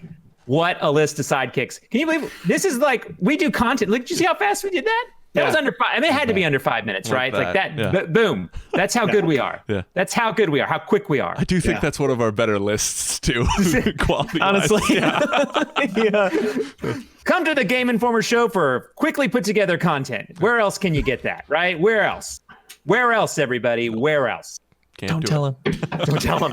There's a whole internet. There's a whole internet full of it. But this is a good point. I would follow us. I would subscribe. I would subscribe. smash. Because if that's not entertainment, I don't know what entertainment is. We don't know what we're I doing. don't know what entertainment is. I do not. All right. Hey, Andy and the other informers. I'm a longtime reader, mid-time listener, but this is my first time writing in. I'm from Logan, Utah, and love the show. I usually listen on Fridays. It's a nice way to get ready for the weekend. 2 questions for you. 1, it was mentioned on the show last week, but if you were to get sucked in by Kirby, what power would he get from you? Oh God, I can't read. What power would Kirby get from you if he sucked us in? So we are sucked in by Kirby. Mm-hmm. What power do we give him? Just keep that in mind. That's what we're gonna do. All right. So he wants to know what are defining characteristics that we give. Attack or move, what is a significant part that we give to him. I'm second to question. Number 2, I'm super hyped for Animal Crossing, New Horizons. Have you heard of that game, Jeff? Yeah. Get thumbs up. It's coming out this week, and I had a related question. With both Animal Crossing and Doom coming out on the same day, there's been all sorts of crossovers between the 2 communities, with well wishes and fan art between the 2 groups who might not normally hang out. In your storied experience, have you ever seen a similar situation of 2 vastly different groups of gamers coming together for a united cause, event, purpose? Once again, big fan of the show. Keep up the great work. Game on, Sean Robbins. So let's do we're going to do it backwards. Number 2. I love number 2. So can we think, this is kind of unprecedented. I never in a million years would have said the Doom community and the Animal Crossing community are going to get together and get in on the joke and have a lot of fun as we get together for this launch that's happening on Friday of both games. I can't remember this ever happening. Can you? I don't think so. No. Like to this magnitude. No. Yeah. No. Yeah. I love the memes and the videos that have come out of this too. Yeah, it's good times. Yeah, the people who like do like the 3D rendering of like Isabel and Doom Guy like slaughtering demons and planting things, like it's high quality content. Yeah. You see stuff on social media fairly regularly, like Aloy teaching Kratos' son how to shoot the bow, when God of War first came out, and like that kind of stuff. But I could imagine a world in which Aloy and Kratos lived together and shared space, but Animal Crossing and Doom, I think that's the point of this, is that they are so vastly different. That one does seem like a big anomaly. Yeah, it does for sure. And I'd like to point out too, I think this is a result, in my opinion, of the fact that I feel like Xbox and Sony and Phil and all the people that have been a part of those companies have gone around and tried to break down the walls of like, it's not a competition like PlayStation, Xbox. I think the fact that they have gone out and tried to set examples for everyone that we don't have to hate each other or like, because you like Bethesda, you can't like this. And I think it's this weird thing that's gone on for so long. And I think that this is the fruits of us moving on from that combative environment, right? That you can wear Nikes and Adidas if you want. You don't have to be on one team or the other. You can like the PlayStation 5 and like the Xbox Series X. It's okay. And I think that's a good point. So thank you, Sean, for that. But let's go to the first question. Leo, Kirby, you've got pink on, so you're set up. I think you've already been attacked by. you might be Kirby being Leo for us in this episode. So That's correct. what power do you give to Kirby? The ability to sleep in every day until the last possible moment before I have a responsibility I have to do. And so when Kirby swallowed me, they get a little Scrooge style sleeping cap. Nice. So can we get a little reenactment? What are your mornings like? Are you just like, is it a dash moment? Is it a like, do your eyes pop open? Slow rise? What is your morning like? My reenactment is me on my phone making new alarms for 2 minutes from now. Thinking that will be the period where I get out of bed. Excellent. So Alex, What's up? what power do you give to Kirby? Debating on how self-deprecating I want to be with this, but probably when he sucks me up, he just grows bigger and has a beard, and then he stumbles around trying to get out of people's way and apologizes for it. That's probably the power I would give him. So I want to see that being used in the game. So just all of a sudden Kirby's confused and large in the level, right? If is that it? Yeah, if he was in Smash, it would be constant dodging or like failing to hit. That'd probably be the way to go. It's that classic like drunken monkey martial art. Yeah, exactly. That's totally what it is. That's what you're giving him. That's amazing. That's a good skill. Yeah. Jeff Cork. This is a tough one because it's like, well, Alex did not do it up there, but it's like riff about yourself and what's cool about you for a minute. Oh, boy. I don't know. Maybe took that the opposite way. Yeah, I like that though. I think maybe I'm a pretty good procrastinator, so I don't know. It would probably have to do with like messing with the clock, the time remaining for the level. Like perhaps it just zooms ahead, like you just lose 2 minutes of the 3-minute timer, and then have to move twice as fast to like make up for that. All right, I like that. All right. So there's a theme here of lazy and confusion, which I think which is what we've nailed here in a big way. I think if Kirby were to attack me, and I think the power he would get would be to talk endlessly about nothing on a podcast and confuse and entertain. How about that? There we go. That sounds good. Yeah. And Kirby, get your gamer headset. Yeah, he gets and the glasses. The little antenna. It's pretty nice. I know. Everyone's jealous. It should be here, but it's here. Whoa. Because we got fancy mics. I hope we sound good, by the way. I know it doesn't look like we put any effort into this, but we put effort into this. If you like these two, yeah. Leo and Alex worked hard to get this ready. We got extra microphones to get this ready. This is the kind of commitment we have to entertainment. And if you haven't, I mean, this show is obviously a great example of our commitment to entertainment. Yeah. I would specifically seek out a partially deflated couch. Very hard to come by. Great work, Jeff Cork. Yep. Great work. So last question. Hey, GI, in March of 2011, the release of Disaster Report 4 was canceled after the earthquake and tsunami in Japan. 9 years later, Disaster Report 4 is set to release in the US during the COVID-19 pandemic. Is this game cursed? Thanks, Anthony Scales. P.S. Love the show. Please stay safe. I'm very excited to finally play Disaster Report 4 in English. Obviously a fan. Is the game cursed? That's kind of terrifying that this game has been on this path where it's run into the horrible tsunami that happened, and now with COVID-19, is the game cursed? What do you guys think? Yeah, stop putting it out. Just give up. It's kind of terrifying, and I think the thing too is that it's supposed to come out in April, and we'll assume that it's still going to come out in April, but this could delay the game again, right? I mean, it could once again continue to be cursed. But I think what we should bring up is Madden, which was the longest running game curse that finally, when Kansas City won this year, they broke it. So anybody that does get cursed, or any unfortunate game that does get cursed, there's hope. There's hope. There's hope. Wait 30 years. And someday you too will break a curse. I mean, Cubs went almost 100 years. Yeah, it happens. We're gonna be doing this podcast from our basements for the next 100 years. Okay. Yeah, I'm gonna get comfortable then. Yeah. I mean, you're going to need a lot more Ori sweatshirts to get you through 100 years. Yeah, for real. For sure. So that's it for your questions this week. So once again, send them to podcast@gameinformer.com. Really appreciate it. But we're not done. We are not done. We have some highlights left. We have GI Town. We have Kiss, Marry, Kill. I think we have some good ones.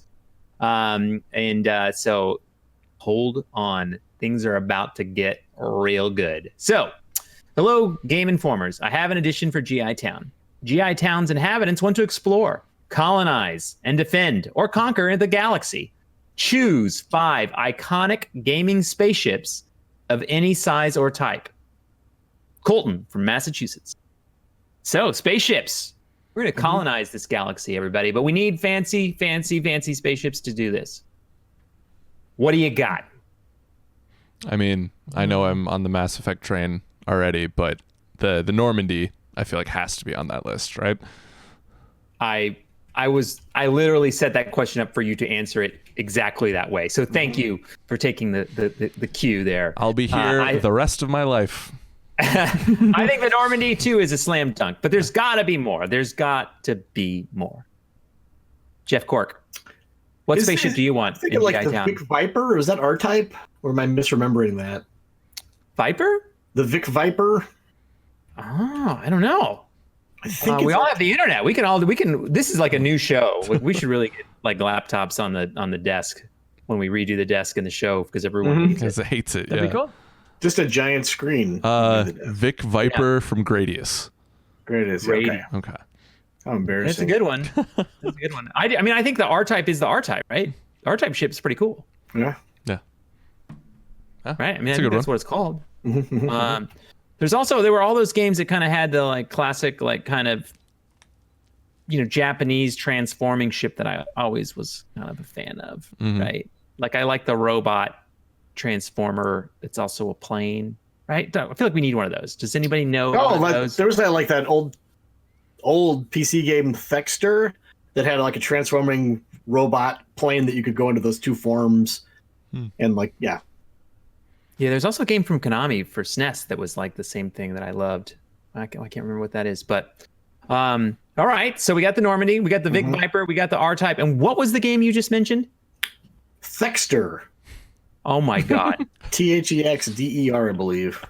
Yeah, where you turn into a robot in a plane, that spaceship thing. I can't believe there's how many millions of robots that turn into plane there are in the world, and we pick Thexter? Well, I'm thinking of something that starts with video games, though. Yeah. It's easy to think about like Starscream.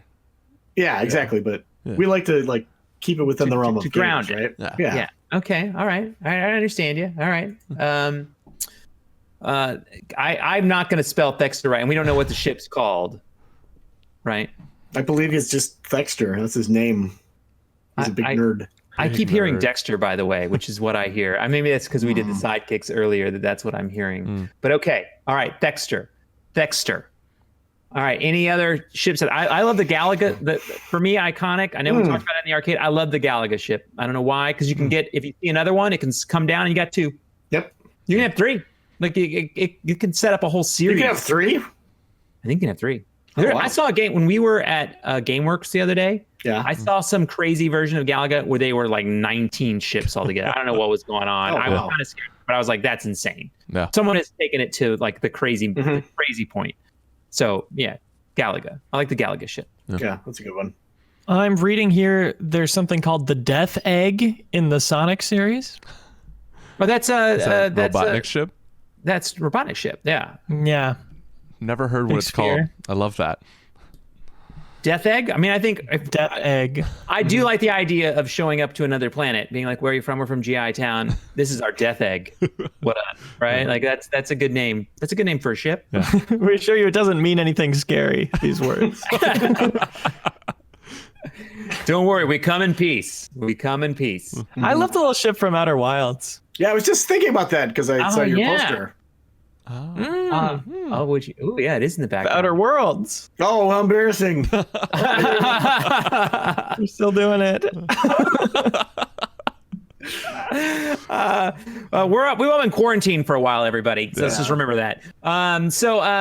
Is there a particular name of the ship in Outer Wild? Not that I know of. Just the Outer Wild ship? Sure. I mean, we also have No Man's Sky. Did you get to name Just your your ship in ship. No Man's Sky? Yeah. It's just your ship. Because you get different ships. There's lots of There's ships. a lot of them, yeah. It's kind of have one that's like iconic, but that's a game I think of like Mm-hmm. we could just call it the No Man's Sky ship, and it's whatever personalized for you. Is that a cop out? Are we copping out on Feels that? like a cop out. Okay. It feels like a cop out.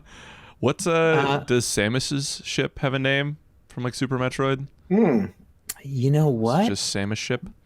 I think Sam ship. Sam Yeah. ship. Yeah. Yeah. Same ship. Yeah. If Joe would Shaped hear, like her head. yeah, yeah. Cool. If Joe was here, he could tell us what it's named from Other M, but he's not. He's not here. Yeah, there's so much lore that came out of Other M. So I think I've got some likes here. So I know I like the Normandy. That seems like a slam dunk, right? I would say Galaga is a slam dunk. I would say the Death Egg is a slam dunk Of course. Of course. because it's called the Death Egg. Yeah. And I really like Samus's ship. What do you guys feel about the Samus ship thing? Yeah, that's a good one. That kind of ship. All right. So that's 4. Yeah. That would leave the Vic Viper, the R-type ship, the Thexter, and Outer Wilds, which also I feel like a good mention, but feels a little bit like a cop-out because it doesn't have a necessary thing. But of course, we're doing that with the Galaga ship too. I don't know. I could go either way. Is there anyone that you love here for the 5th ship? And we're missing a ship. I know for sure we're missing a ship, 100%. But Because there's it's hard to. let's see. It's like the Forward Unto Dawn from Halo. Is it the Ishimura from Dead Space? Is that right? Ah, yeah. Ooh, that is a Good one. Yeah. yeah, that is a good one. Good Also, things. Why happen on would that you? one. Yeah. Why would you want that? Is this Hey, by the way, earlier on the PlayStation thing, I did love that they brought up Dead Space. They were Yeah. using it as an example, and I was like, Cerny wants Dead Space to come back. So a little like, let's Yeah. get some Dead Space love out there. Come on, EA. I know you're listening because, as we pointed out last week, all the game companies listen. This is the most listened to podcast, I think, by everyone in the industry. And Andy's making stuff up. History. But if you're listening, EA, if you're listening, we want Dead Space. Yeah. And we also want the Mass Effect remaster. we really Trilogy. want that one. We want that. We want that We one. want that one. Yeah. It's a little like, thanks EA, appreciate it. In these trying times, we're looking to you. Yeah. But yeah. So no on that ship. Yes on that ship. I like that Pretty shit. scary. It is pretty scary though. It could be like Yeah. our if it's a warship, that can be the header of that. Yeah, we're kind of like we don't really maybe because I'm in the theme earlier. We're kind of a little bit lazy. We're like we don't want to go see what's going on over there. We'll just send that ship. That's gonna mess them up bad. You know, kind of Yikes. thing. Yeah. It's almost a weapon. Yeah. All right, that's it. That's our 5th. We've got it. So it. top 5: Normandy, the Galaga ship, the Death Egg, Samus's ship, which we're gonna get so much crap because I'm sure it's got a name and we don't know what it is, and the Ichimura. Boom. That's 5. That's 5. Look at that, Colton. It's another good one. That is another good one. good list. GI Town continues to grow. What a town. Yeah. What a town.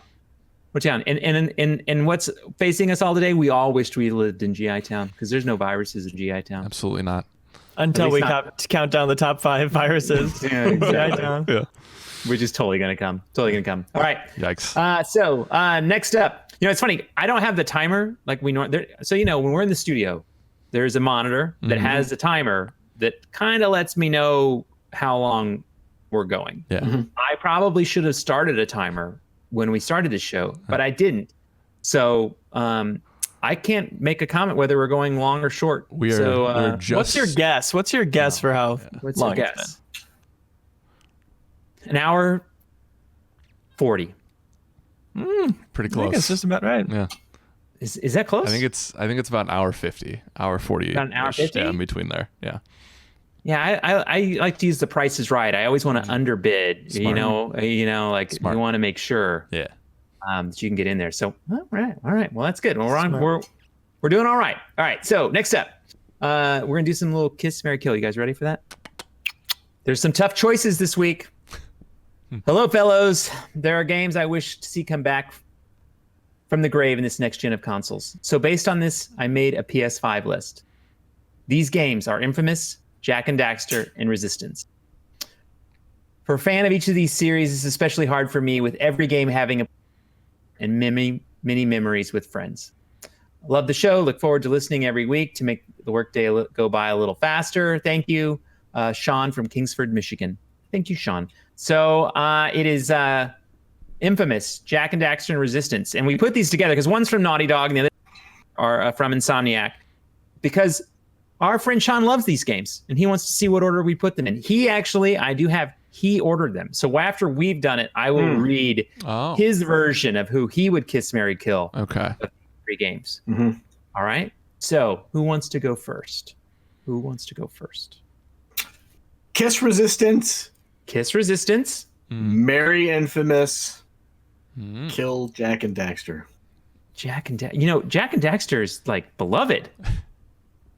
How could you? They put me in this situation. And they put you in this. I'm powerless.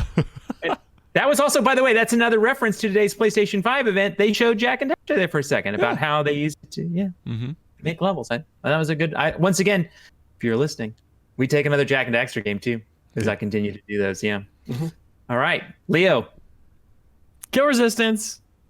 Kiss Jak and Daxter. Marry Infamous.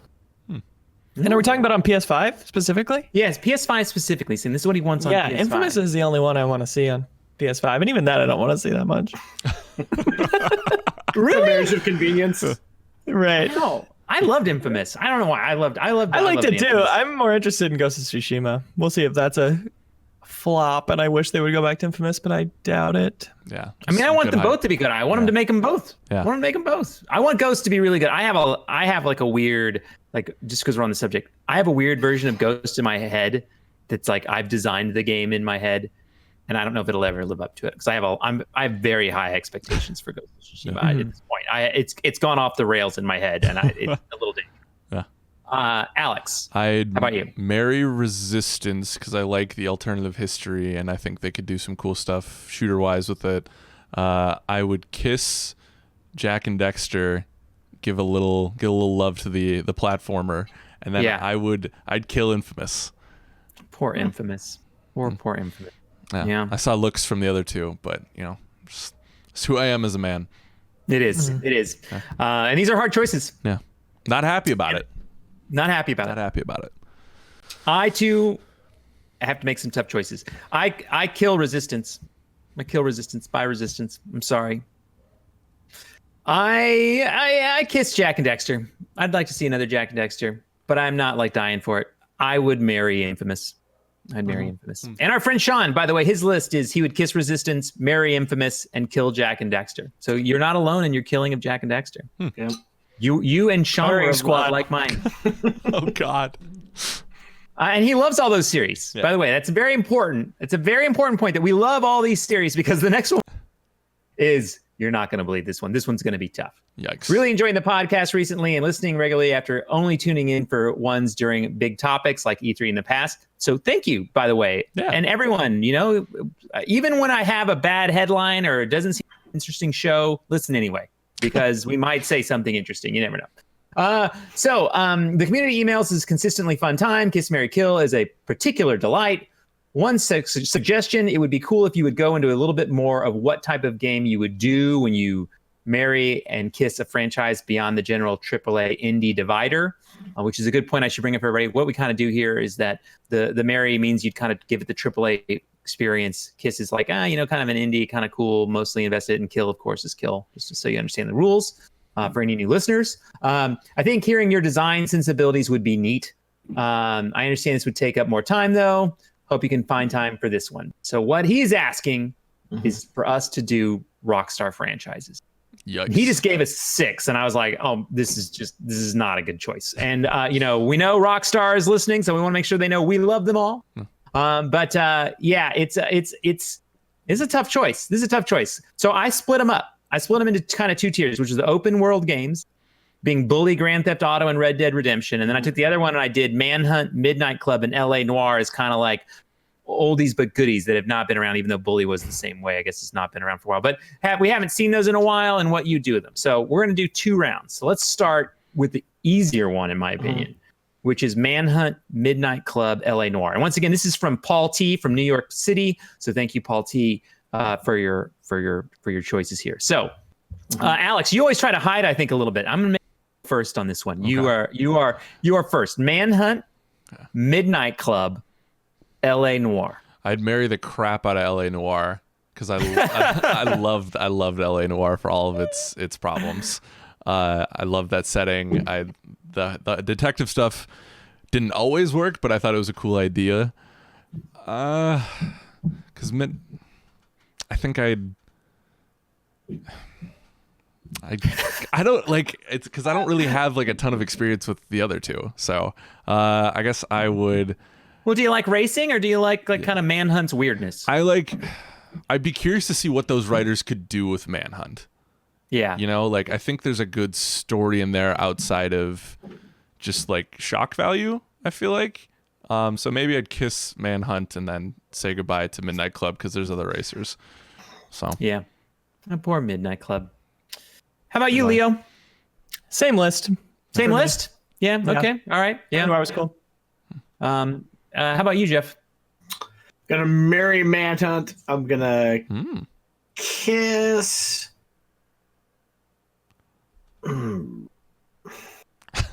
I'll kiss Midnight Club and I'll kill L.A. Noire. Not an L.A. Noire fan. It's fine. Yeah. Yeah, I think as we talk about duplicated lists. I think I'm with Jeff. I agree with Jeff. I think his list is accurate. I think it is. It's unfortunate. L.A. Noire. I just didn't like some of the just sometimes I felt like I didn't understand the choices. I loved the world. I thought the characters were interesting, but Rockstar does a ton of games with great worlds and great interesting characters. And like they could do an L.A. Noire game that could be, to answer this guy's question, like you could make. I'd like to see it not a detective game. I'd rather have a kind of GTA styled, mafia style kind of thing that that would be a world that would be fun to have Rockstar do. Now that said, the problem is I think we could take any location, era, and say make a GTA type game, and we'd be like, Rockstar should do that, right? I mean, like we if we could, we'd have them make 500 games, which is weird. Yeah. But we totally would. That's a good point actually, because Vice City was 80s Miami, right? They haven't done like a 60s noir LA for GTA. That could be interesting. Yeah, and it's funny, those games, in particularly LA Noire, I can't remember what part of town I'm in, but there's a bridge I run into all the time in LA when I'm there, and I'm like, this is the beginning of LA Noire. This is where it's right here, and it's always kind of funny when I see that. That's cool. The way that it reminds me. Yeah. So this is the hard one. Bully, Grand Theft Auto, Red Dead Redemption. This is ridiculous. This is a ridiculous question. How dare you? How dare you? How dare you? First of all, Paul T from New York City. All right, Leo, you're up. I mean, in that list, killing GTA. Oh, what? Wow. Execution. Outright. Easy. Wow. Bring it behind the shell. Next snap. Yeah. Wow. You love Red Dead. I basically have married Red Dead for how much time. And then you said kiss Bully. Yeah. Yeah. God, that's amazing to me. But yeah, I understand. Jeff Cork. Kiss Red Dead, marry Bully, kill GTA. Wow. Again. No love, huh?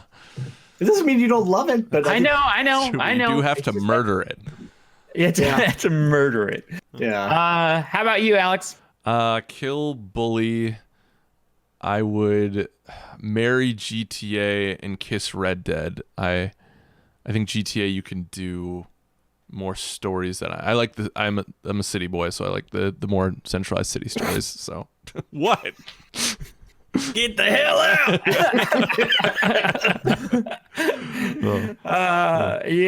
So I've turned into Alex from previous weeks. I agree with you, Alex. I'm on board. It's unfortunate and sad, but sorry, Bully. I walk away from those collegiate stories and go straight to Grand Theft Auto is the top for me, and Red Dead is so close. But I think that's the unfortunate choice. Well, lucky you, because Bully's dead. I know. So you got what you wanted. Well, I mean, we want Bully to come back. Come back, Bully. Come back. We'd love to see that, but that was a good one. That was a hard one. So I feel gross. Yeah, it's a little gross feeling. So this one is a little interesting. So, hey, Andy and the GI Town Council. Ooh, Town Council. Sounds very sophisticated in that regard. So loves the show. Totally fine with 5+ hour long GI podcast. It's funny. I see that request on Twitter all the time. People are like, you can make it like 10 hours. I got a lot of time at work. I'm like, no, I don't. There's no way we could go 10 hours. Or if we did, man, imagine all the dumb things we would say over 10 hours. Okay, but his section is loves Kiss, Marry, Kill segment. This one is he's picking characters. So he's going to make us actually choose not games, but particular characters in this one. So it's a little twist. And so we're going to go through. So the first one he chose is from Soul Calibur, which is Geralt, Ezio, or Link, who are all appeared as extras in those games. So just to be clear, are we picking them just from Soul Calibur's perspective, or is it like these actual characters? I think we go with just those actual characters. I think we expand it out, make it a little more challenging. Okay. And Right? it's actually them anyway. They got warped into Soul Calibur world. That's true. Yeah. So who do you kiss, marry, kill out of those three? So anyone doesn't know, Geralt's from Witcher, Ezio from Assassin's Creed, Link, what's that game he's from? I can't remember. Mario. Yeah, Mario. Assassin's Creed too. Yeah. Anyone? No one? You guys, everyone's I'll pure go. silent. I can go. I would. You got it. I'd marry Ezio. I bet he cooks great food. He's very charming. Likes to travel. Has a decent moral compass. I can marry him. I'd probably kiss Geralt, and I'd probably kill Link. Can't really talk to him. He's not going to say much. Doesn't make for an interesting life. Yeah, he has to jump to make a noise. Yeah, I'd kiss Link for that reason. Yeah. Simple, no frills. Yeah, there's nothing. There's nothing that makes a relationship last long. Simple kiss and move on. Right? You're Exactly. done. And who else? Kill Geralt. Yeah, that makes sense. That makes sense. How about you, Jeff Cork? I will kiss Link, marry Gerald, and goodbye, Ezio. Oh. I'm gonna assassinate you. Restiam Pace. Oh. Yes. Ah. He made that. It's me, Mario. He was there when that joke was made. That was bad. He should have shut that down. Never forgive them for that.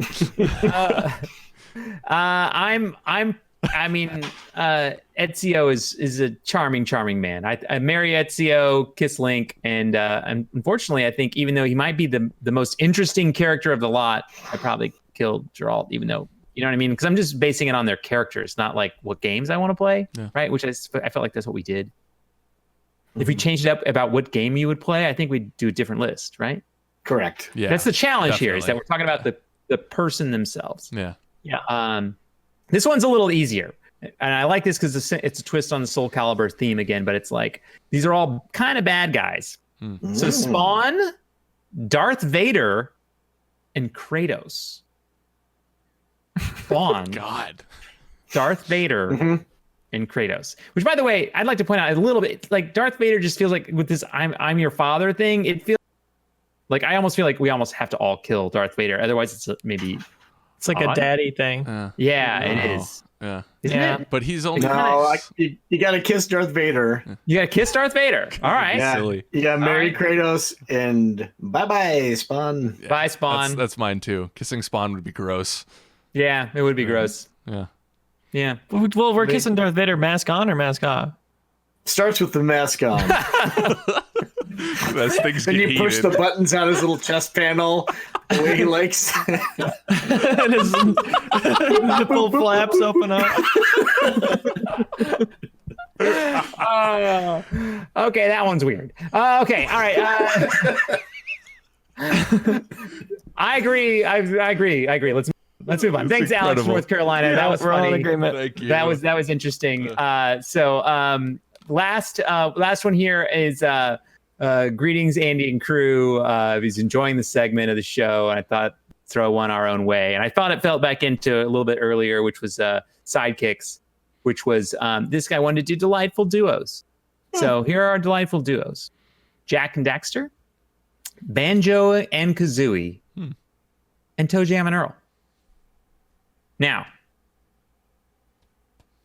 we did mention that Ratchet and Clank's not there. Yeah, that's Seems who like- I would have put before Toe Jam and Earl. So should we I mean, no offense to Jeff from Los Angeles, and no offense to Toe Jam and Earl, but should we change the list so we put Ratchet and Clank in there instead of Toe Jam and Earl to make it more interesting? Well, you take away my easy kill, but sure, we can do that. I think we take away your easy kill. Okay. I think we do that. I think we put Ratchet and Clank in for Toe Jam and Earl. Sorry, Toe Jam. Sorry, Jeff. But we're making an audible here. What do you think? So Jack and Daxter, Banjo Kazooie, Ratchet and Clank. A lot of thinking going on here. Do. Come on. What do you got? By the way, we're gonna get like a YouTube strike because I did that for 2 seconds. I hate YouTube strikes so much. It was so perfect too. Yeah, marry Banjo Kazooie. The other 4 are pretty interchangeable to me. Wow. I guess Kiss Jack and Daxter. All right. And so you kill Ratchet and Clank. Yeah. I never had PlayStation in their heyday. Oh, really? So you're just It's kind unfamiliar of miss with me. them. Yeah. Okay. All right. Fair enough. Jeff, you did a...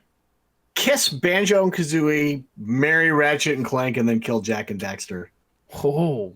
All right. That's I fine. would have married Toe Jam and Earl too, though. You would have? Oh. Yeah, absolutely. Maybe I screwed it up. Maybe That's Jeff... fine. All right. That's I'm fine. sorry.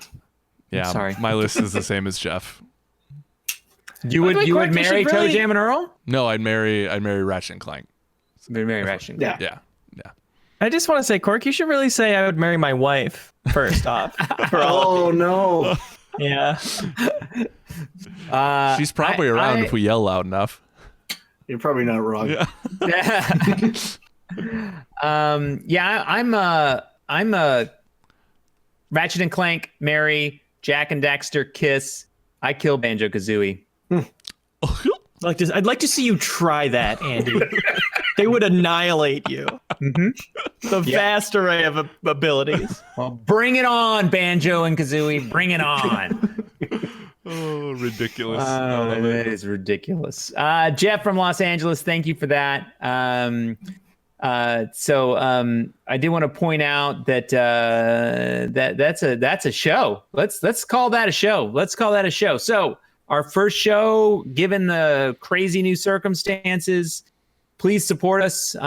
Follow, bell thing, subscribe. We appreciate it. Comments, please put comments down. We love to hear what you have to say. Like the YouTube video. Follow us on YouTube.